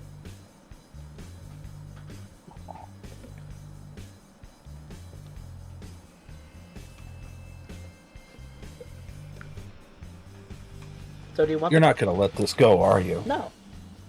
I want to be safe. I want to make sure Loup is safe. In fact, I'm pretty sure that if nobody's thought of it before, they should have. These things should be permanently bogged behind codes and shit.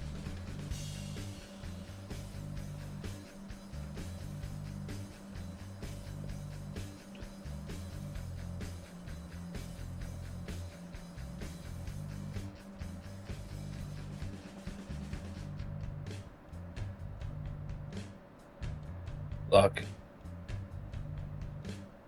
Can I at least have enough time to think about it? Sure. Well, you end up deciding to end up taking out the dings.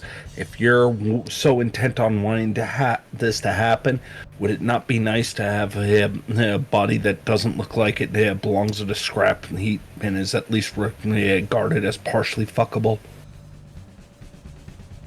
I can do that.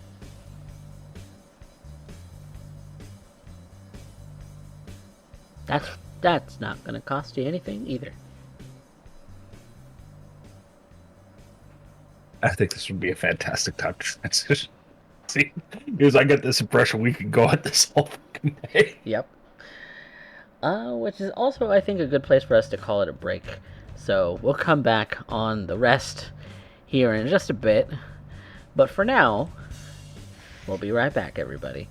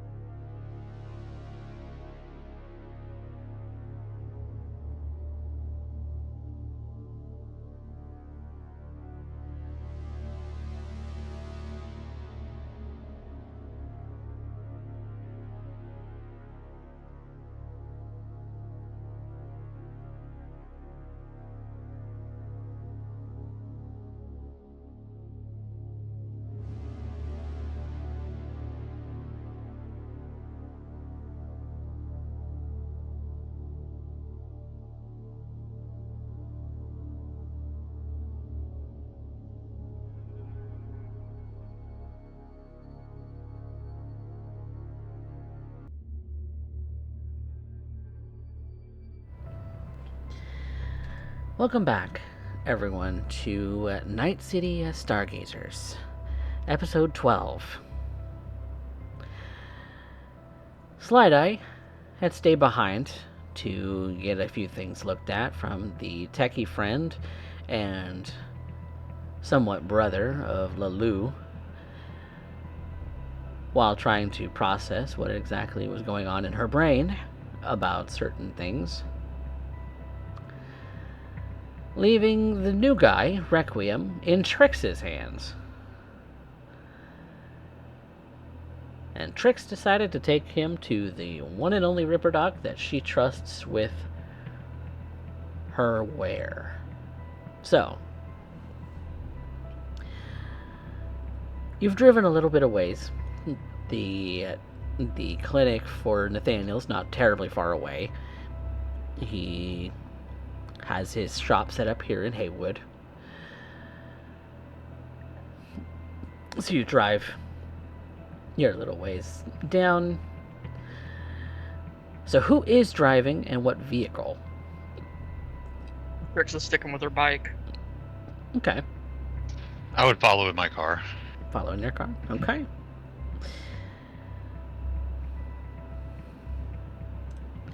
You both stop at the entrance towards the little alleyway that leads into the entrance of the clinic.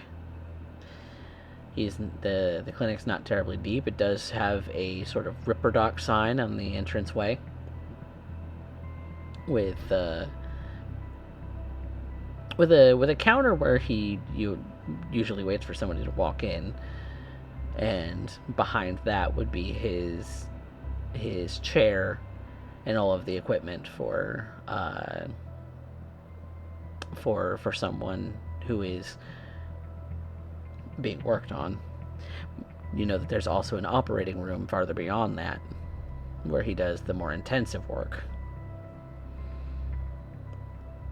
But he's sitting at his terminal and looks like he's kind of meandering on the city web.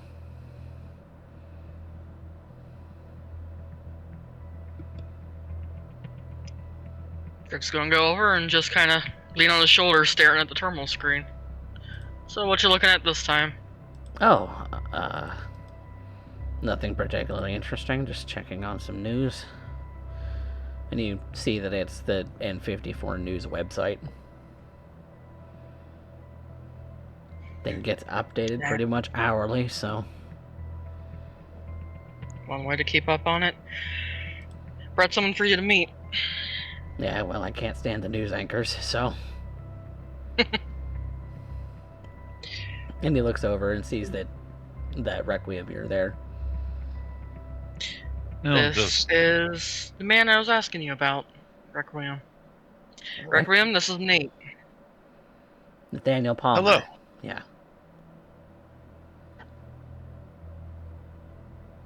As you heard, I'm Requiem.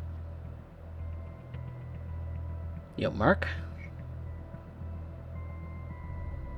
Sometimes. Figures. Only Mercs really use handles. Well, it's easier that way. Safer, too. Yeah, if you're doing shady shit. Oh, once you've done it once, it's out there.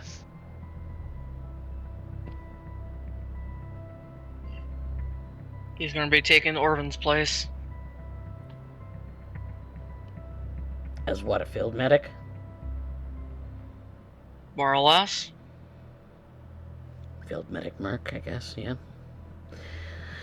Doesn't hurt to have one of those on hand. Figured I'd swing him by here and introduce you because, well, we come to you for damn near everything. Yeah. Yeah, it's good to have a Ripper Doc you can trust. And I'm just going to kind of look in and take in his setup. Sort of a lot of the standard stuff that you would imagine for a Ripper Doc's suite. You see the chair and its terminal that's attached to it.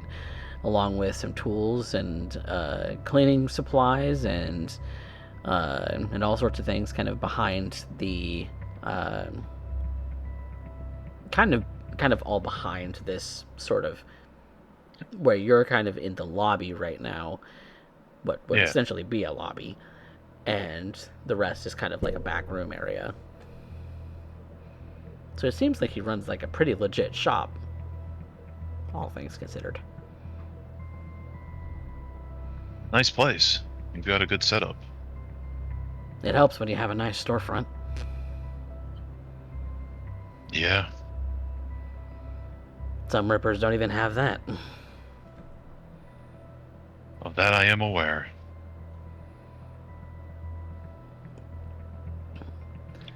So is there something that I could help with in some form or fashion here? I just swung by for a visit. Introduce you to the new guy. Oh, yeah. Hopefully we see him for longer than a week. Yeah, I still don't know what happened to Medboy. No one's been able to get a hold of him. Yeah, well. You're gonna see Requiem kind of look down. That He was happened. a friend of Orban's. Oh. So that explains it.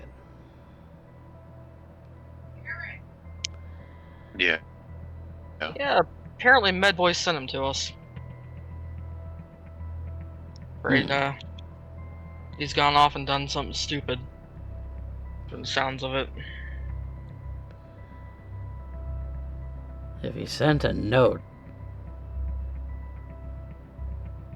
yeah, that usually is the result of a psychological state in which someone is accepting their fate, come what it may.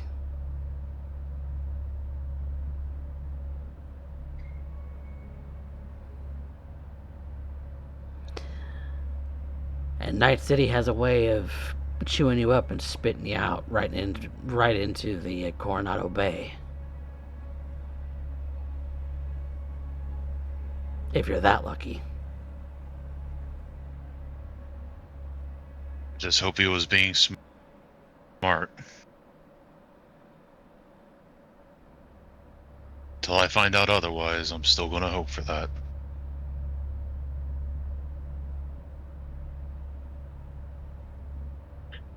I don't want to dash your hopes, but don't get them up too high. I was born and raised in Night City. I can temper that.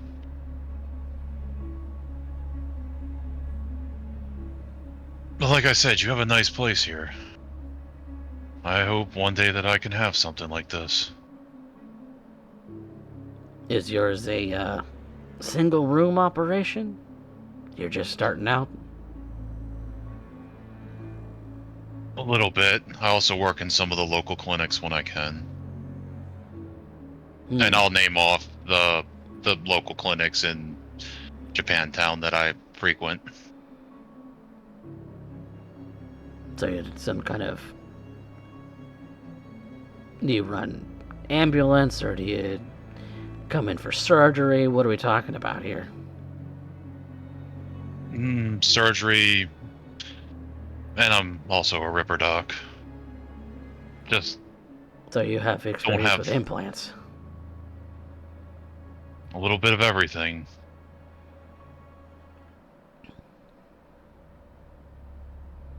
Someone was good enough to teach me the ropes, and I learned a lot. Well, that's something I wasn't aware of. That you're just your everyday run-of-the-mill med tech. Where'd you get your education?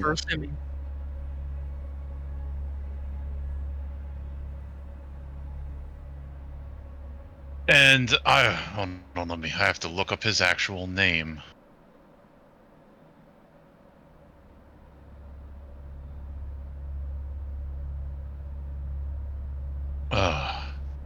You ever hear of a ripper doc a couple years ago named Bones that operated out of Japantown?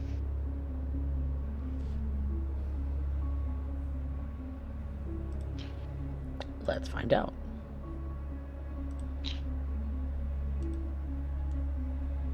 Nah, never heard of him.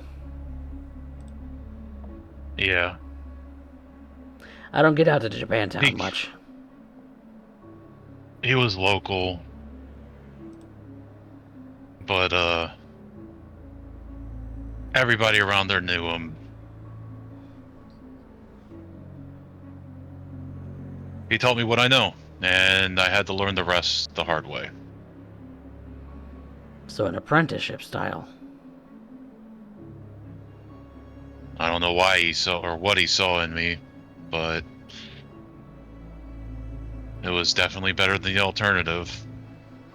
I So- probably would have ended up a Tiger Claw lackey. Huh. Well. There's plenty of straight rippers. Ripper docs out there. Not many that have formal medical education.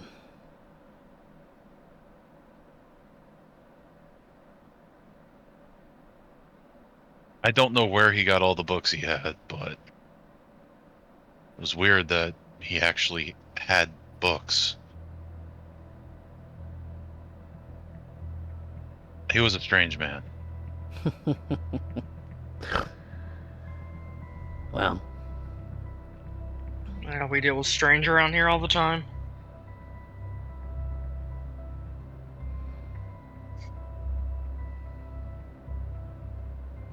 But, like I said, a good Ripper Doc is one that you can trust is really hard to find sometimes. and you should be able to trust your Ripper doc. Yeah. Trust that he'll do good In an work. ideal world. Yeah, in an ideal world. That's why I come here. Nate's the only one I'll let touch me.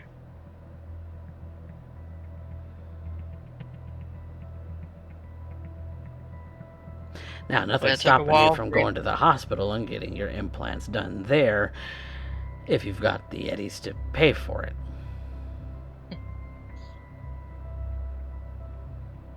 Most of the people that I deal with don't.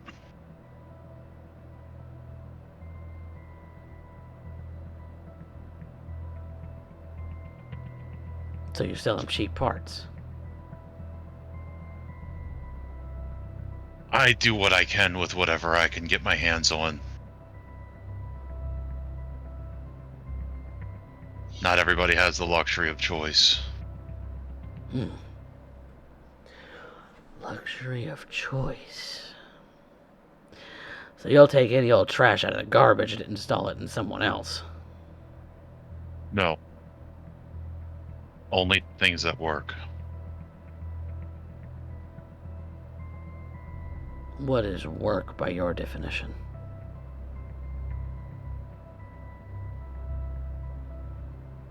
Functioning? Maybe has a year or two lifespan left on it? Outdated by a couple of firmware updates?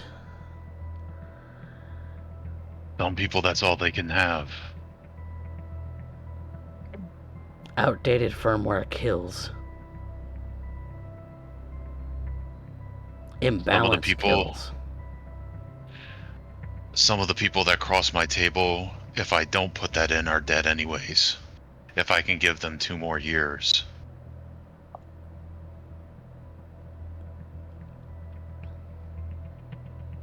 One thing that was taught to me was when you try to put parts in, fix things up, he always had a saying, do no harm. I only do something if it makes things better.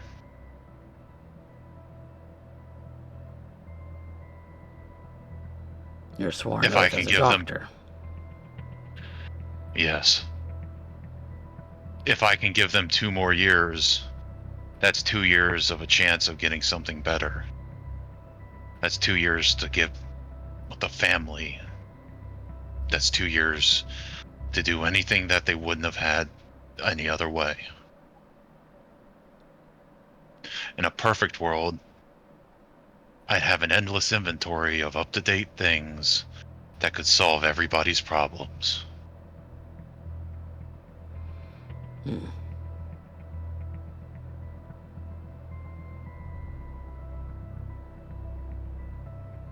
But like I said, sometimes people don't have that luxury.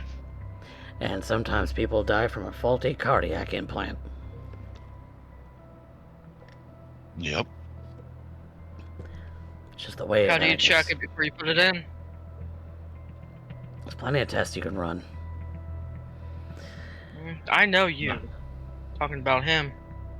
I would just start naming off the right diagnostics and what I would run and go through the whole process. Okay. Make a med tech roll. Let's Okay. see how convincing you are of your tools.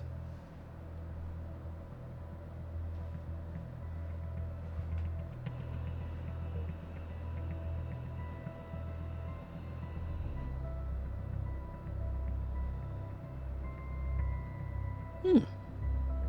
14. Okay. He's still a little.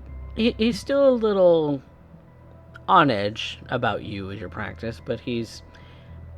When you start to talk about the tools and the diagnostic tools that you do have at your disposal to be able to check and see if something is going to be faulty before installing it to someone, he looks at you like that checks out.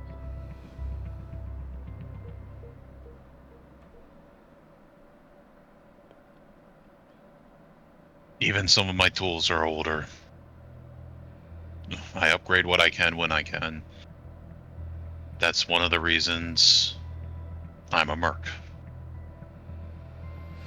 Earn a little scratch on the side so that you can afford the low cost for your patients. I also get help from other places sometimes. Like I said, I do what I can with what I have.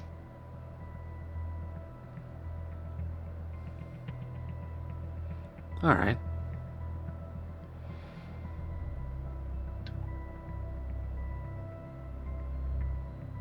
I suppose the real question here then is, you have patch jobs on the field.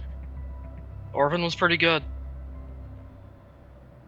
Yeah, like I said, Orvin was smart. There's a reason he was in trauma. Be able to act fast, and be forceful if you have to get your client, your patient, out of a dangerous situation. You've met Lou. You've heard about what happened to her. You've heard what happened to my leg. You gonna be capable of any of that? Out there? Short of having someone to patch up in front of me right now, there's not really a test that I can take.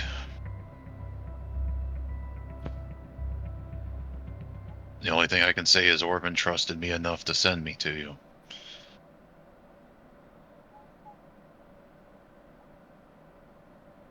Suppose we'll have to find out then.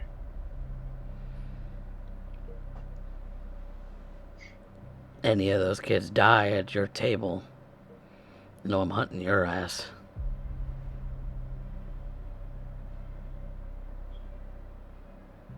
I understand that. Just so we're clear.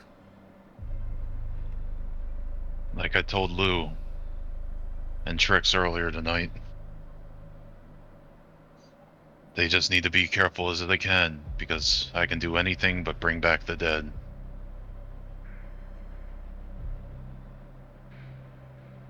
With enough time and resources, you can fix anything nowadays. I will do what I can with what I have and save everything that I can. That's the oath I swore.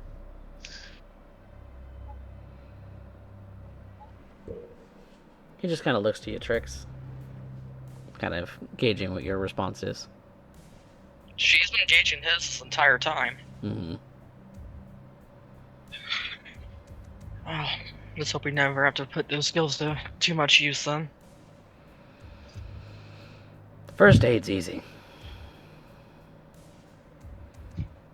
Patching somebody up and getting them stable enough to move to get to a hospital. All it takes is a little quick thinking and some fast fingers. Hope you got both. Well, short of taking you to the clinics and letting you do a couple rounds with me, there's nothing I can really say. Well, like I said, prove it to me by keeping my friends alive.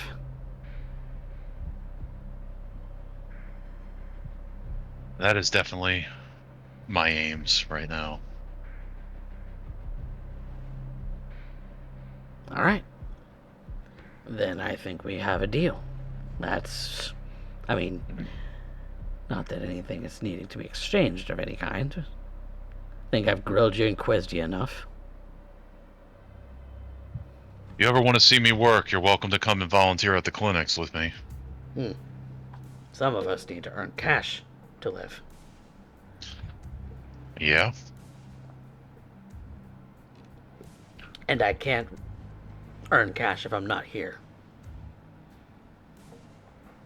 That's the key word, though, volunteer. And he's just going to get that big smile on his face.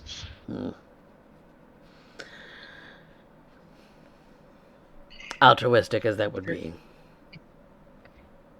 Trix is going to flick him her contact information. Let me know where your clinic is, and I'll swing by at some point and check it out. I mean, it would help to know where it's at. And I'll give him. I probably would have given my contact information at the bar to everybody. But I'll go ahead and I'll send the info of where the clinics that I frequent and where my little shop is, where I do Ripperdoc stuff. Yeah. Well,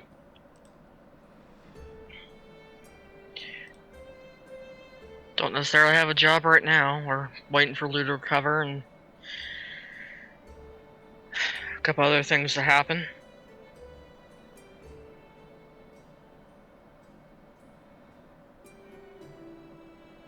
Suppose that means you're free to go. We're gonna hang out here with the old man for a little bit.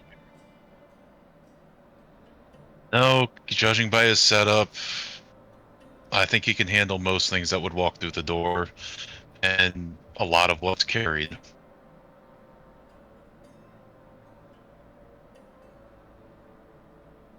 It's nice meeting you, though. Yeah, I can definitely see why Orvin fell in with you guys. We were trying to teach him.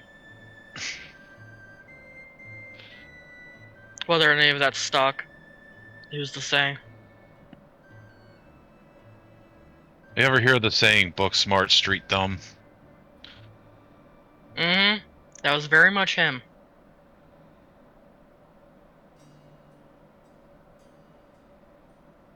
What, let me guess, you're Yeah. the other way around?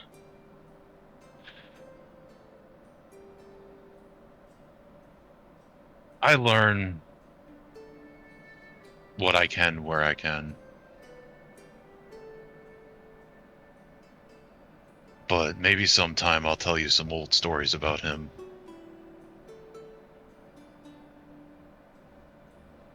Might be fun to listen to. I'll save the more embarrassing ones if he ever comes back. That'd be worth seeing his face on.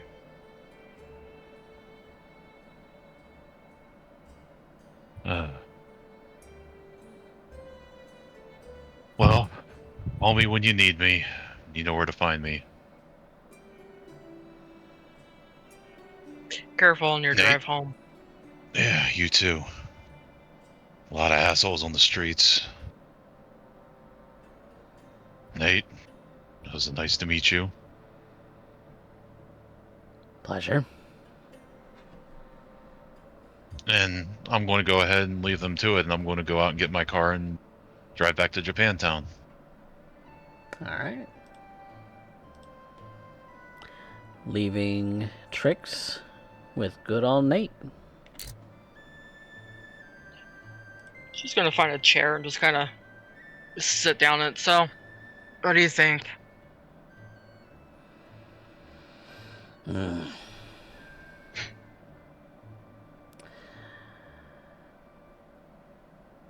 I don't trust that he didn't have any kind of formal education to speak of. But that isn't to say that he doesn't have a good heart and he means well. That can only get you so far in this city, though.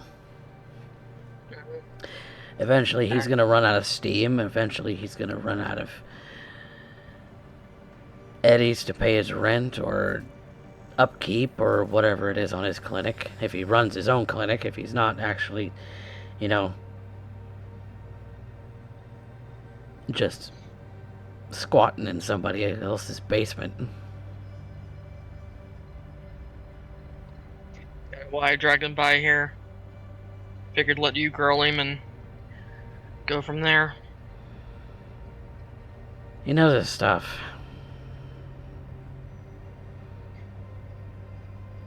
Yeah, it's a lot more fun to watch you do it, though.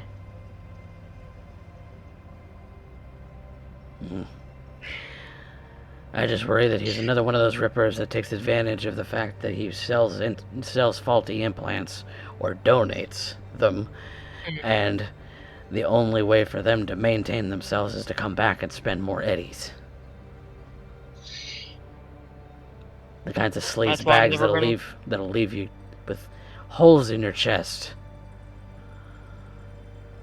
That's why I don't intend on letting him touch any of my implants. Patch jobs, sure. That needs done. Not gonna let him touch me otherwise. Well, I'm glad you trust me for that. Yeah, but how long did it take me to trust you? You've Took been a in little this center while. for how long? 4 or 5 years? And that nomad streak still hasn't ironed out of you yet. No. Slow to trust, but once you do, you're locked in. Yeah? Trust you. Trust Jason. You trust Slideye. To an extent. She's getting there. She's good at what she does. She is. Takes every job that we end up getting too hurt on personally. Sometimes it's Like me, nobody's she fault. tries. Like me, she tries to improve on it. Which is good. It's good to improve. It's good to look at your faults and be able to improve upon what you can. But if there's no fault to improve upon, then you're just beating yourself up into a corner. Yeah. Now, one thing I can definitely trust her with my life. She's saved me a couple times already.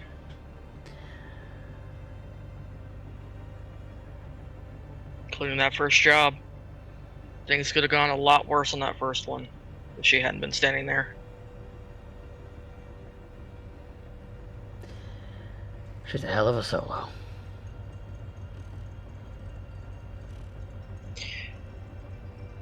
She'll pick up into it more. I'm picking up into net running more, so.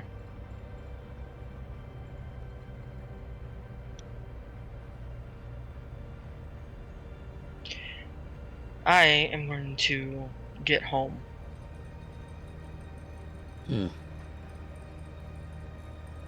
She's going to give him a quick hug. Lou's doing fine, by the way. Kind of wore herself out today, but Yeah, she's improving. Yeah, she's gonna have it rough for a little while. But Mhm. she's young. She can bounce back. I don't think she's given herself the option not to. Yeah, but that also takes rest, and how much of that is she doesn't want to sit out. Like the kid she is. Well, she's at least listening to us on it. Well, that's good. Means you're crew, I guess. Means she's warming up to you. Means she likes you. I've never known her not to like anybody. Well, you've only just met her a month ago. Yeah, known her a little bit longer than that. Worked off and on when I was doing those jobs for the Nomads. But yeah, well.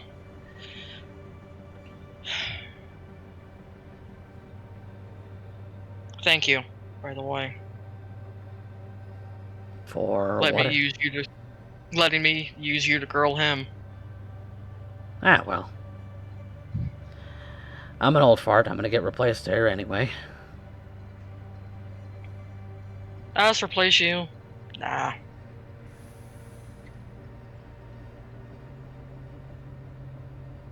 Nah, I don't think we'd ever do that. Hmm. Well, I would hope not. I would hope I do plenty good work. That you keep coming back because... Not because your parts are faulty, but because you actually trust that I do a good job. Hey, I keep saying you're the only one I trust. So. Stop that. Well, Cat versus chair. Again. well, you get back. You get back home. Yeah, I'm going to do a little digging on him. Good idea. 'Cause I certainly haven't heard of him. Neither have I. Neither has Slideye. She lives out that way. Heard of plenty other Ripper Docs that have bad reputations, so... Yeah, Fingers being the most notorious one. That's what I'm worried that he's turning into. I'll let you know what I can find on him. Please do. I'd like to know who Other than my that, people are working with. other than that, we do need a med tech. Things go south on us pretty quickly right now. Well, hopefully that never happens again. But the way things Fingers are here... crossed on that. What do they say? You either die old, you either die young, or you die alone. Hoping for neither.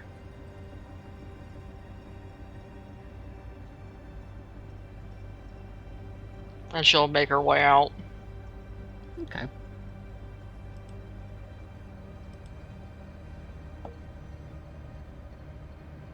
But on her way out, she is sending Trix a text.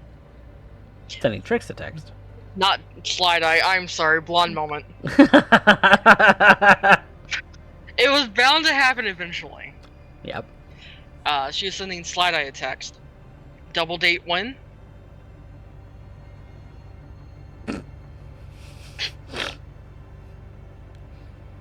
Slideye, you get a text on your holo. Yep. Mm-hmm. God damn it. Just as a wrist joint is getting adjusted for your blade arm.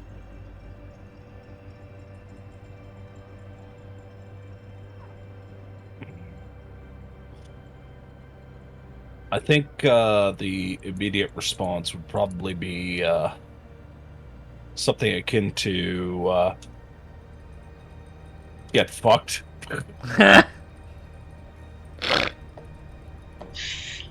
So probably the last thing Nathan will hear from Trix on her way out is just her fucking laughing.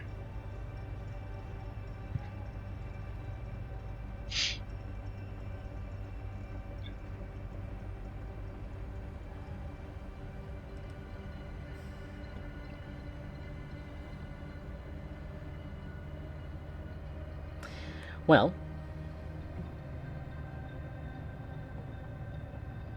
is there anything else anyone's going to get up to today?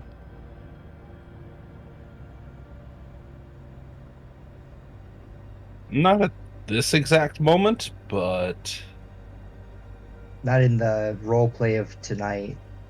Not in the No. night of the night that we're on. Okay. Mm-mm. We can move on to the following day if you like. Yeah. Which, Slideye, you head home after getting some adjustments done for your mechanical parts of your arms, just to get some of the dings out, to get some of the adjustments tweaked, those sort of things. Nothing terribly intense, just a little goddamn firmware updates. No, too and invasive. this exact moment, she's just grateful to pass the whole awkwardness, though she is very tempted just in turning the holo completely off if Trix is just going to keep sending the shit to her. Which I'm sure Trix would be more than happy to do. So Slideye probably turns her holo off for the night and then burns it back on in the morning, only to be bombarded with Trix texts. Yep. But she would have dropped it like before she went to bed. So Okay. What about you, Lou? What do you wake up to?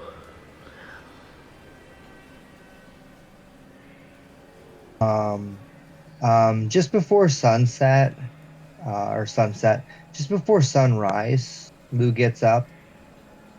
Her alarm goes off, and she gets up, stretches, gets out of the apartment pretty noiselessly. She forgoes her usual urban flash coat and shoes for something athletic and sweats, sort of shaped. And then she goes for a run. Okay. Just on this level, she runs around the atrium level. It's, a huge floor. It's a huge block. At least a quarter of a mile in circumference. So she does the lap 3-4 times, taking her time, obviously, braking when she needs to, pausing to do squats, sit-ups. She's winded by the end of it, but she gets back to the apartment and takes a shower.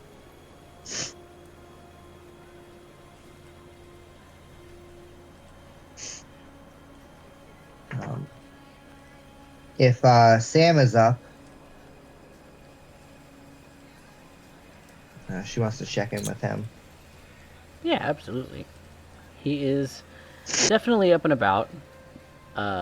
Jessica has come back also from working the night. She hasn't really gone to bed just yet, but is looking like she's about to head that way. But she is around if you would like her to be around too.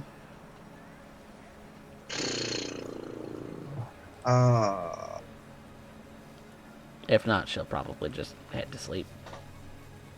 I mean, I think she probably checks in with... She can check in with Jessica. Just to see how she's doing. Just, gives her a nod. I, obviously there was, all this business with her and Jessica before everything that happened with herself. Hmm.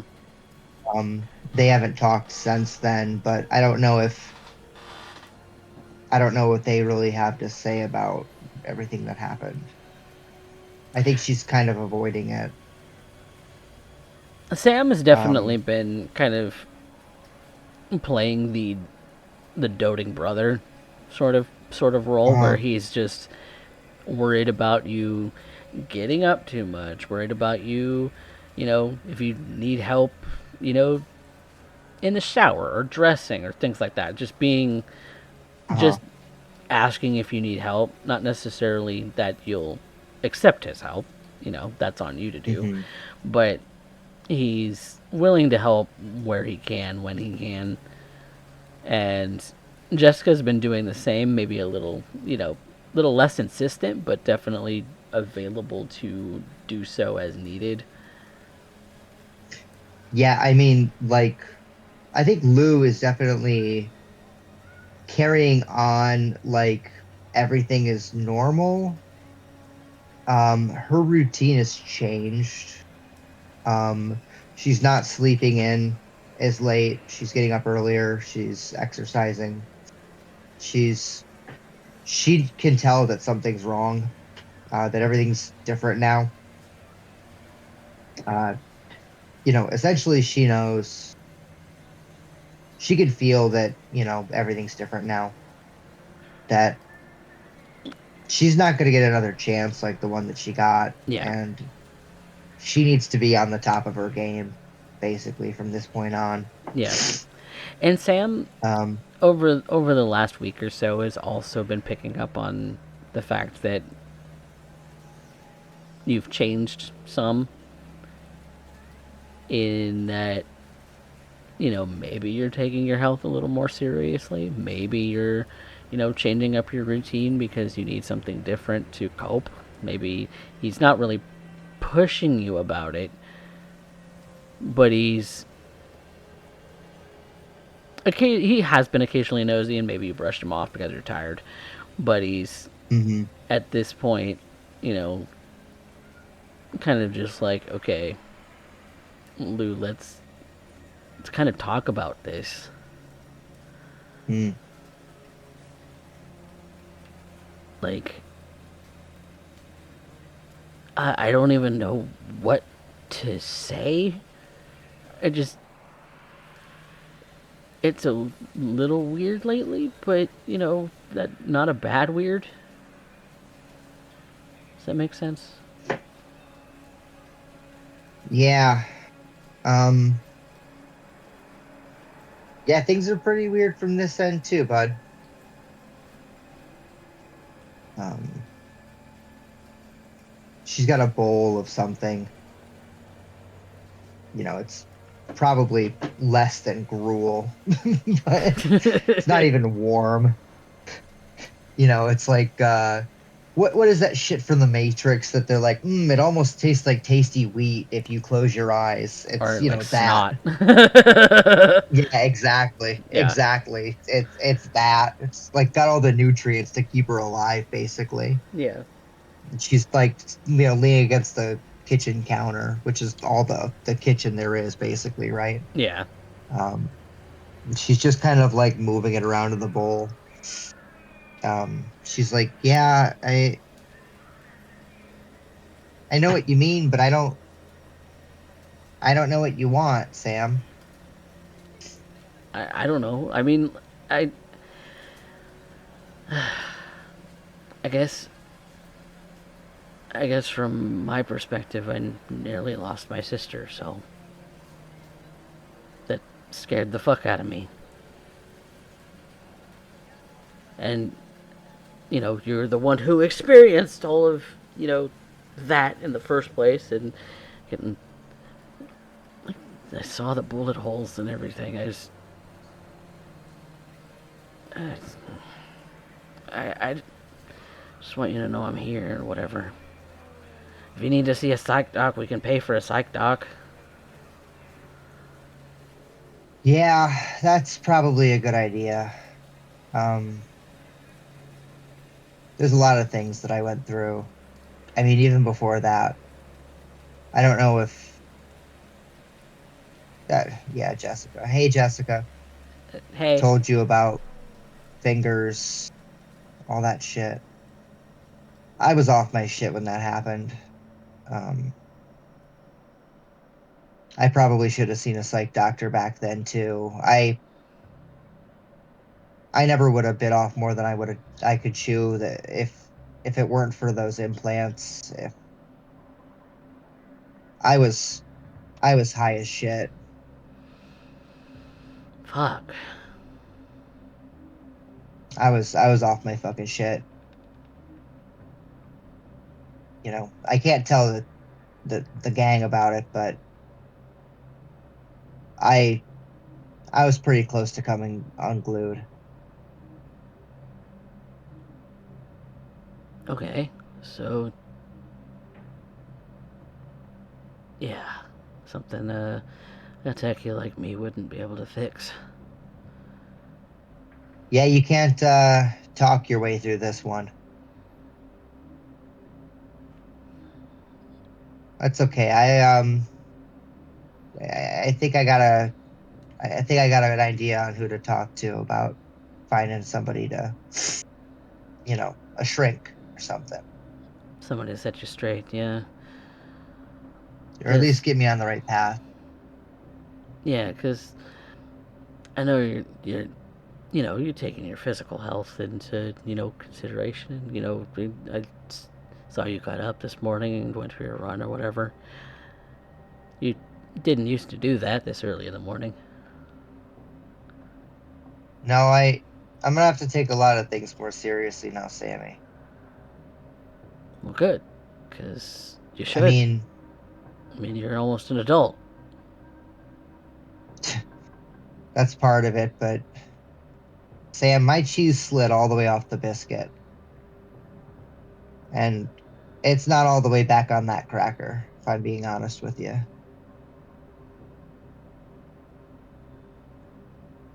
Um, I reach for things and they're not there. Words, phrases. I mean, that said,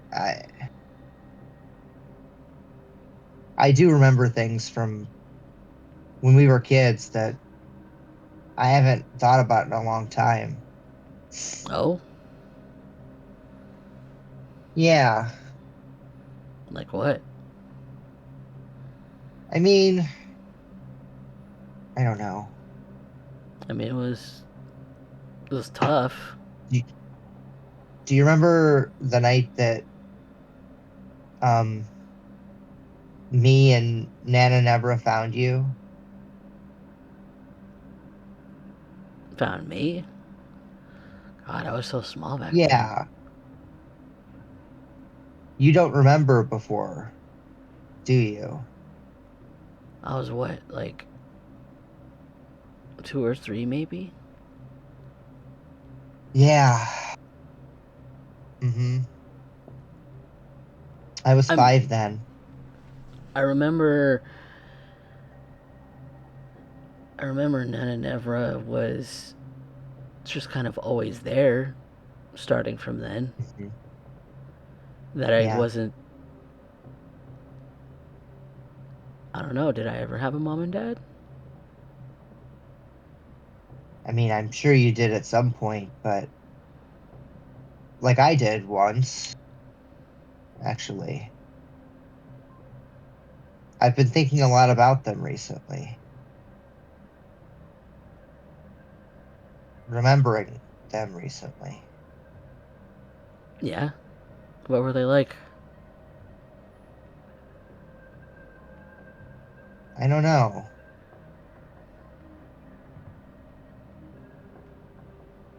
Um,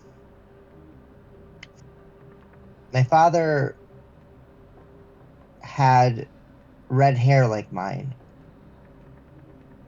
Oh, and that's a cool. big beard. Heh.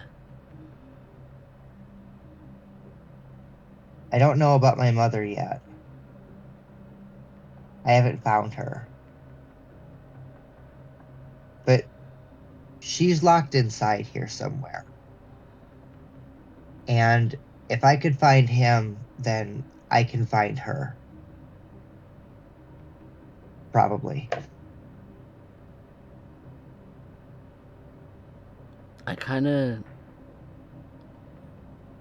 I kind of remember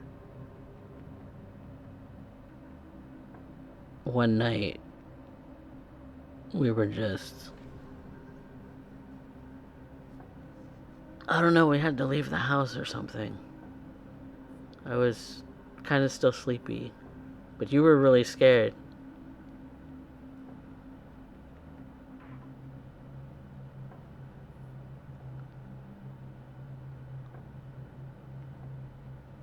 And Nana never wouldn't let us like go. We didn't sleep in the bed that night.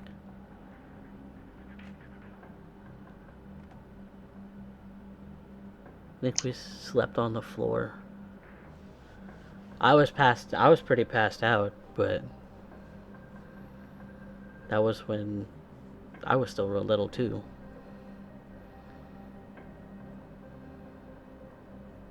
Yeah, I think I remember that. Things were pretty touchy back then. Until we Sorry came we to the pulled Mega. you into that, Sam. I mean, if it hadn't have been for Nana Nevra, I don't know. I don't think I would be here. She was like the best mom that anyone could ever ask for. She was really great. Like she brought us all, you know, to the kids' place, and that's where she set up the apartment and here in the Mega building. That's right. Yeah, that's why I try to do what I can for those kids. Yeah, me too. I mean, they're like our little Yeah. brothers and sisters. Mm-hmm. What do you think Yeah, ever happened to Nana Nevra?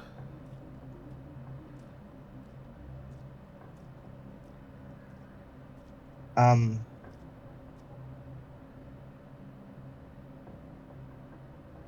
yeah. I try not I to think mean, about it too much, but I know. It it hit you pretty hard when she had that heart attack. Um she smoked way too much. everybody in this city smokes too much. But she was still a great person. Yeah. Tough as nails, but she took good care of us. You think she would have lived if she had a good cardiac implant? Or if we had a way to get her to Nathan's.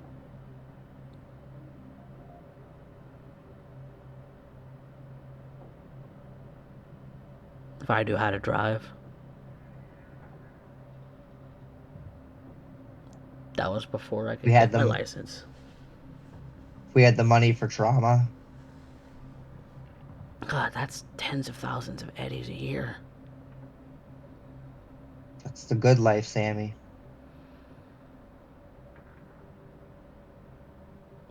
If we could I, like hack it, she would have wanted us to have, you know, the good corporal life.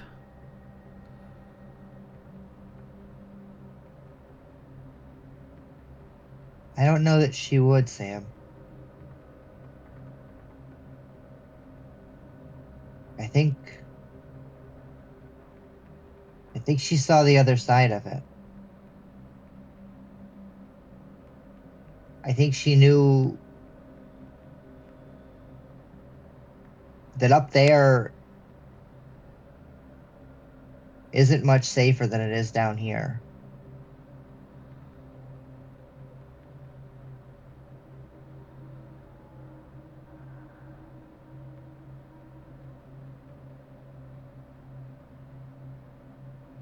I mean, they say working for Militech's great because you only have to work 80 hours a week.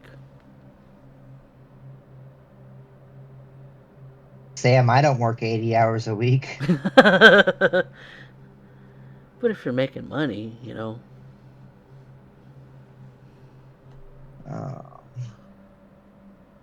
Who wants to be tied down like that, Sam? Normies? We're not normies. Coward. We're street kids. We're punks, Sam. Through and through. Yeah. You and your wild jacket and wild hair, and me with my mohawk. Tended Speaking vehicles of at jackets Tino's. and Tino's, I've had my armor jack on your bench over there for a week now. Are you gonna work on it for me, please? Yes. Yes, I got kind of You know, if you don't fix it, then I'm just gonna go out there anyway. No. You that 100% is gonna get fixed. 100% this week. Okay, thank you so much. I do need that. Because I don't want you getting caught up in shit again. Every time. You get a single ding on this thing, I want you coming to me so I can fix it. You got it. Okay. Sorry I didn't do it before, Sam. I just didn't want to, You and fucking Slideye. overburden you. You got enough to do. You and Well, Slideye. You got enough work. You got your own work to do. Look, yeah, I've had other people do the work. I should be able to pay somebody for it. It's not a big deal.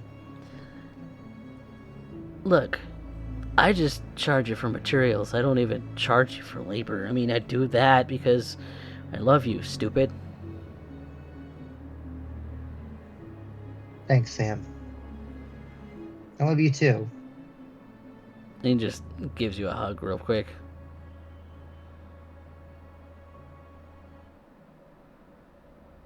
All right, I'm gonna go check on the kids. Okay.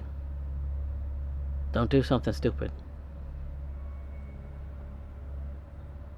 Smash cut to Lou reverse suplexing a 14-year-old. And them just kind of like, fuck. Like 10 kids like cheering.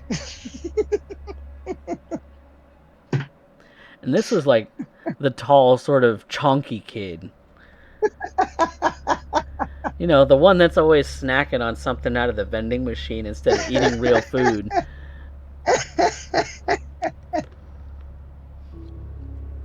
She like rolls over, dusts herself off, and goes, "Okay, I'll show you the rear naked chokehold next." What? Oh. Little Eddie, come here. And the smaller kid just starts running up towards you. All right, you want to get the arm off to the side like this. See, it's nice and easy like this. And you want to jerk him over. And apply pressure against the side of the neck, all right? Okay. Not too long, or you'll kill him. Okay. All right, it's really important. Mm-hmm. No killing.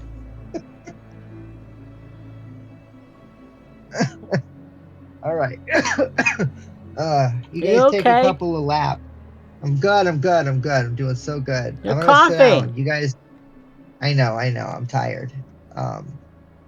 You guys do a couple of squats and then do a couple of rounds of that. I'm just gonna go have a sit down. They begrudgingly start doing a lap around this floor of the mega building. Oh, Jesus Christ. Oh my God. She hits the painkiller air hypo.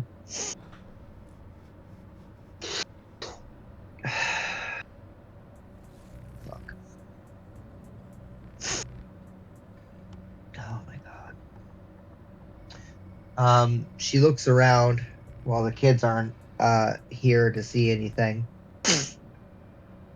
And she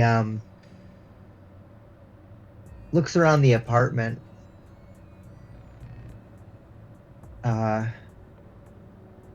Kind of like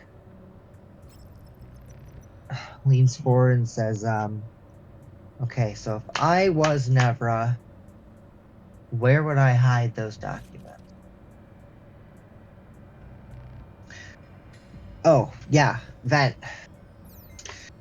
So she pulls a chair over to one of the air vents, like probably the exact same air vent that she keeps her drug stash in her apartment, and just takes a tool to the screws, pulls it aside, and yeah, there's like an envelope there. She pulls it out, steps down,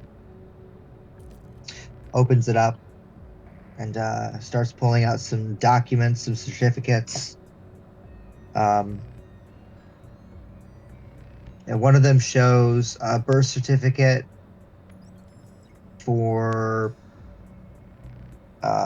whatever 2074 minus 17 is. I can't do that math right now. You're just gonna have to do it for me, guys. That's but assume yeah. it's Lou's, yeah. It's Lou's birthday. And the name on it is Analie Arnold. She says, I'm an Arnold?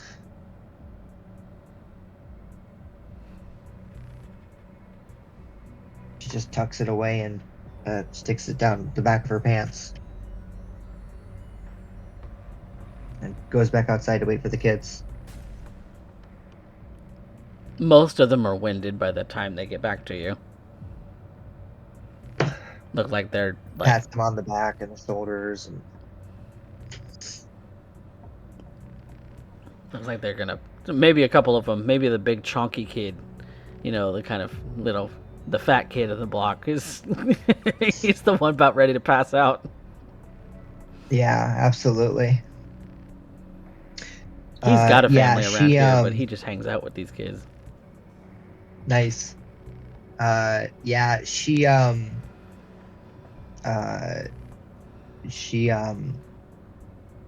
lines them all up. She says, okay, so you've got your money for the tributes. That's only gonna get you so far. Somebody, and I don't know who, but somebody hit the Tinos and got their bell rang pretty hard recently. Again, not naming names. They are going to be out for blood. I saw that on the news the other night.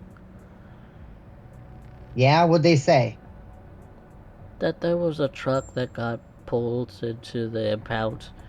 That there was a car stolen. Yeah. Yeah, loads of nonsense.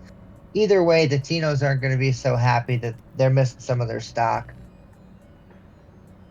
Reagan too.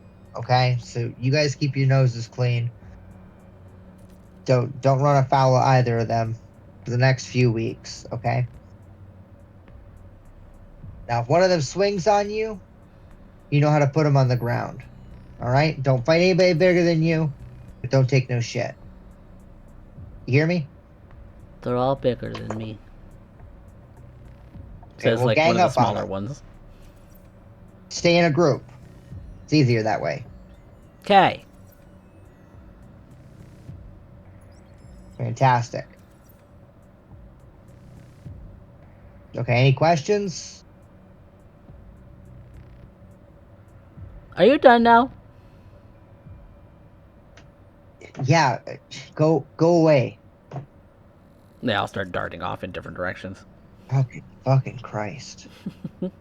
All my efforts wasted on these fucking children. To be fair, some of them are like between 5 and 10 years old, and then there's the 14-year-old who hangs around here when you're not here. Right. Basically, the orphan kids of the building. Absolutely. Yeah, they're a motley crew. So yeah, no, she'll just head back up to the apartment to lay out, crash out for the rest of the day. All right. Anyone else up to anything of interest before we close out the session for the night? Trix is digging up information on Requiem. Ooh. How exactly are you going about doing that, Lady Trix? Using Jason's chair. Using Jason's chair. So you Yeah. getting your first taste of a deep dive, or? Yep, she is. She's been working with him over the last week to learn how to do it properly, and kind of wants to take on this one herself instead of asking him to. Okay. So what kind of information are you looking for about Requiem? Because a handle is kind of a vagueness, and kind of one of those things where there's a reason that someone uses them. Yeah. You can't get tracked with it. Yeah. Nothing specific, just anything she can dig up.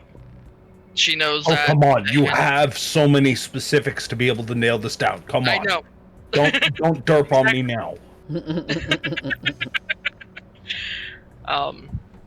And probably see if there's any mention of him or this Bones within Japantown, and then widen it from there. See if she can find any leads on who this guy actually is. Okay. So, obviously, it's very easy to connect to the general net. Nothing too complicated about that. You start your searches. I'm gonna first call for let's see, what kind of a check can we do, because it's kind of an investigation of sorts.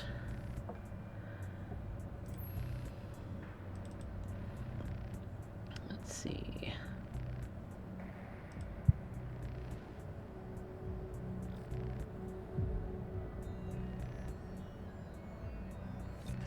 I'm going to call this a library search check. Okay. Because you're searching the library of the net that is available to you here in Night City. My score is pretty good on library search. Ooh. Requiem and Bones. Japantown. Definitely some good keyword searches to be able to find some information. You do find the records of a sort of, I wouldn't necessarily call it a back alley clinic, but definitely like an urgent care almost that was run and manned by several doctors, one of which was called Bones.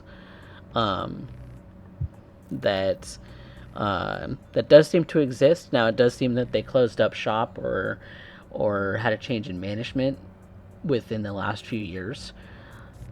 Maybe a couple of years to be precise.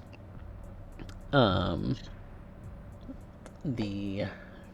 new owner of which would be registered under a specific name. Now let me find what that name was, because I believe, yes, it's registered to a single Reprodoc at this time under the name Cassius Belle. Okay.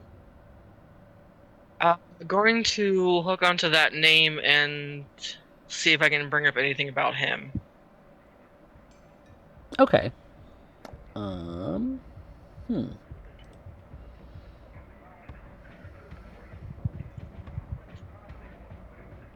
Let's see.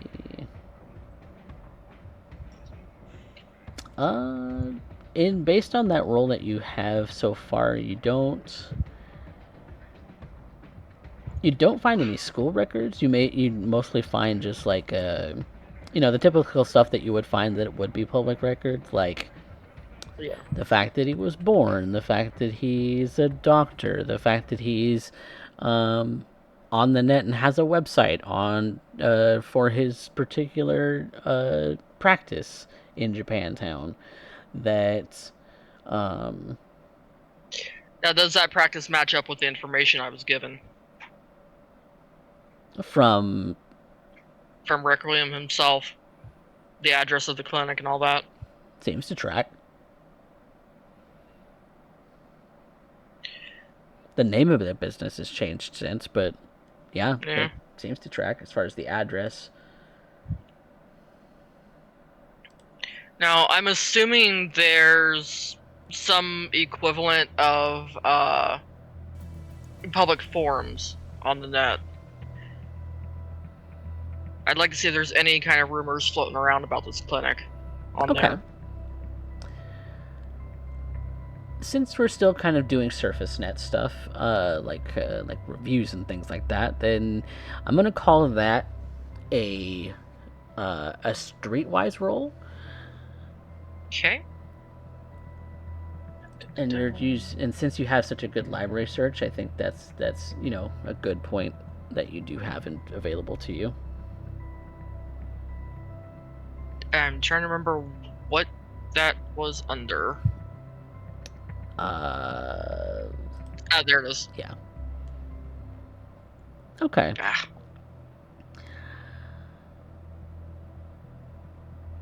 You're seeing a number of reviews of mostly thank yous. Not necessarily any kind of indications necessarily about the kind of work or the quality of the work or much in the way of that, but there's a number of posts about how thankful they are, how the operation changed my life, or this treatment added a few more years to my dad's life, and I appreciate that you were able to help, that sort of thing. Mostly from people that are, again, from Japantown. Yeah.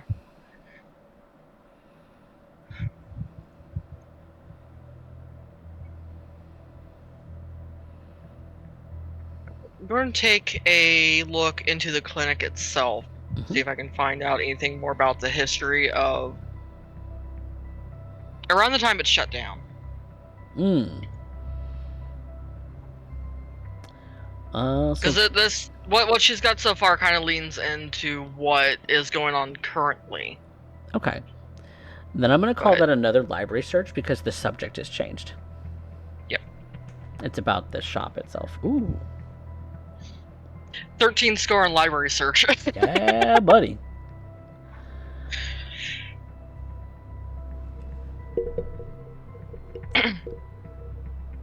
As far as the previous owner, so far as official records say, regarding missing persons files that is public record on the NCPD's public forum and website, missing person among many.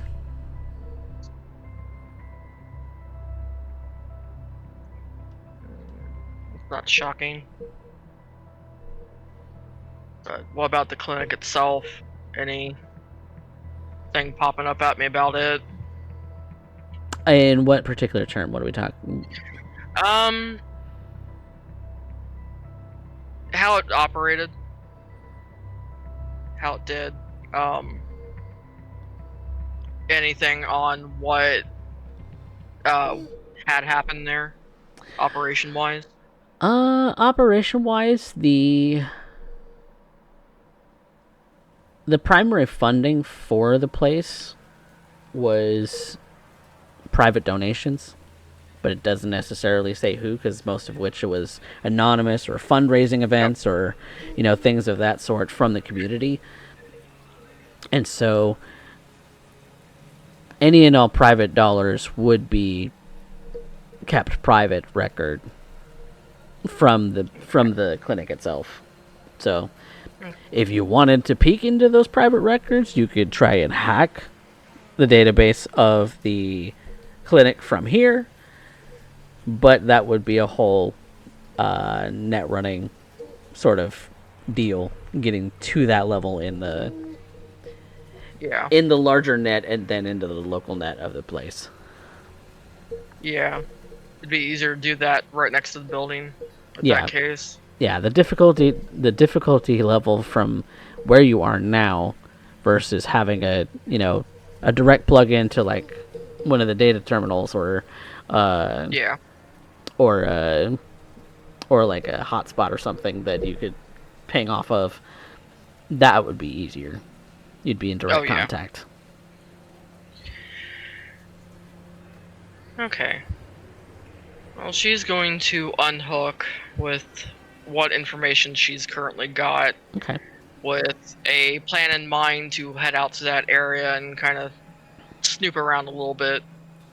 Maybe see if she can get into the system. Okay. We can snoop around at the business at another time. It is getting rather late. Yep. So unless somebody else had something else they wanted to do really quick, we can call it a night. Short of doing work at the clinic to try to pay rent. Yep. Until they call. Yep. Beep, beep, beep, beep, beep. I got a Felix. Baby. He's a good baby. But he's also a nosy baby. He wants his nose in everything. He wants his nose in everything. Alright. Well, with that being said, let's talk about some improvement points. Woo! Because we got those. And we kind of have our own little unique way of doing that with the Cyberpunk rule set. So, where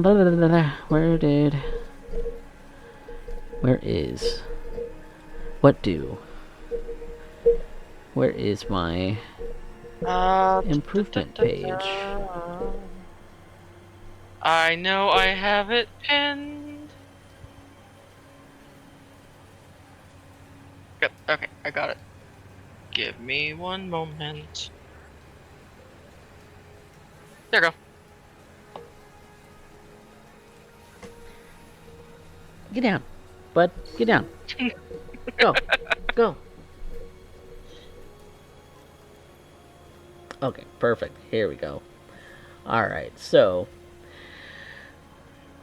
let's talk about what you guys did as a group. So, when it comes to how much you guys got around to doing today,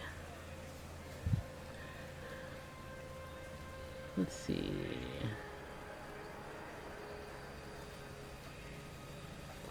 Well, you didn't really have much in the way of a mission today, per se.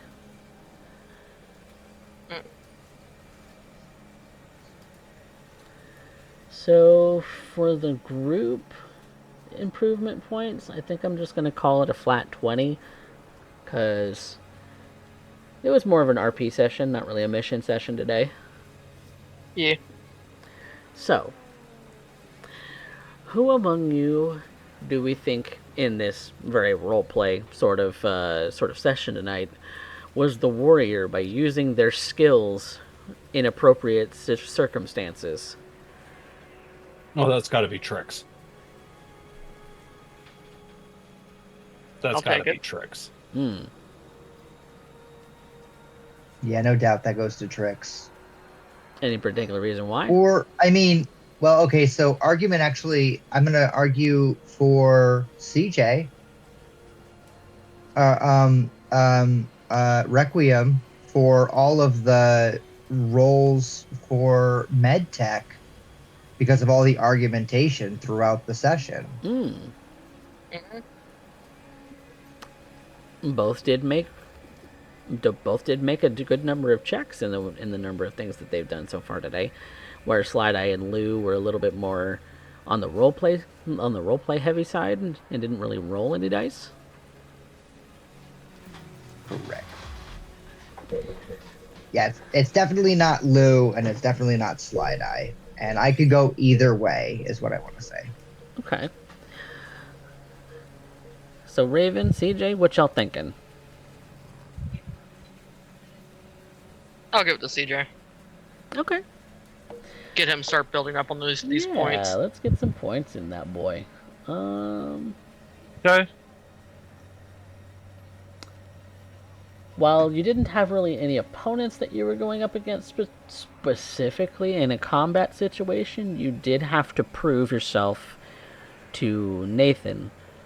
And so I would say you used your skills often and effectively, convincing your important opponent in that moment. So go ahead and take 20 improvement points for yourself. Nice. Thank you.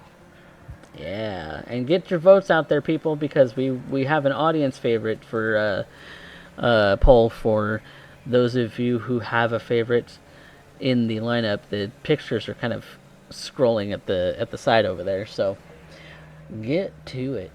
The socializer. Who do we think was the one who made some important socializing today?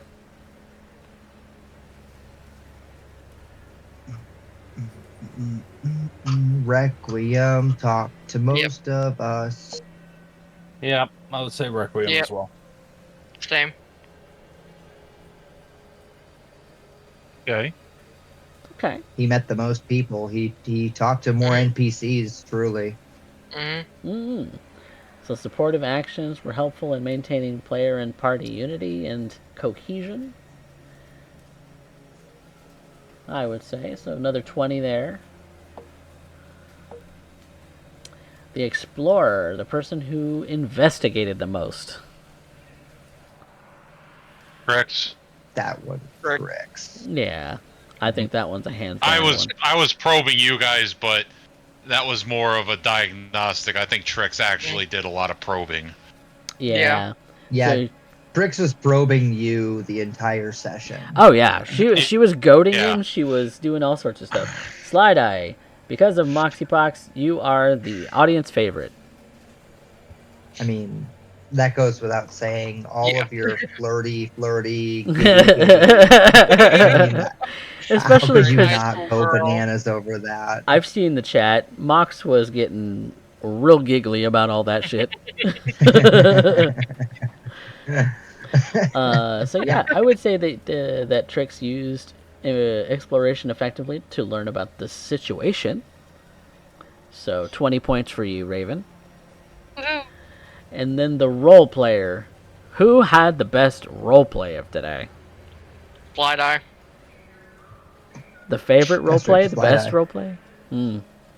Going full Rachel high school Slideye. girl.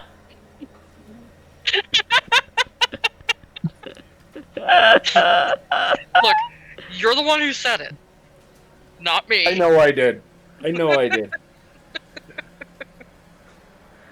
Yes. Okay, yep. And I'll give you 20 points. Role played in character all the time, often, effectively. So there you go. Ooh, do I also give you points for just showing up, don't I? Or is that the group points? Yeah, you do. Yeah, I think that's a group points. Group actually. points. Yeah, group points I think are what we get for just showing up. Pretty often anyway. Yeah, I know we changed it a couple times, but Yeah. yeah. That's your... Because there is a given group us- points and then there's 4 of y'all, so... Yeah. You've given us larger group points for straight RP sessions before. Yeah. Is maybe what you're thinking of. Yeah, today was a good one. I think we did some really good stuff today. Thank you, my players, for being awesome. Thank you. And Thanks to coffee. yeah, Yeah. we got some pretty awesome players. And welcome that fat guy 3, aka CJ, to the chaos that is Cyberpunk. Good to be here. Yeah.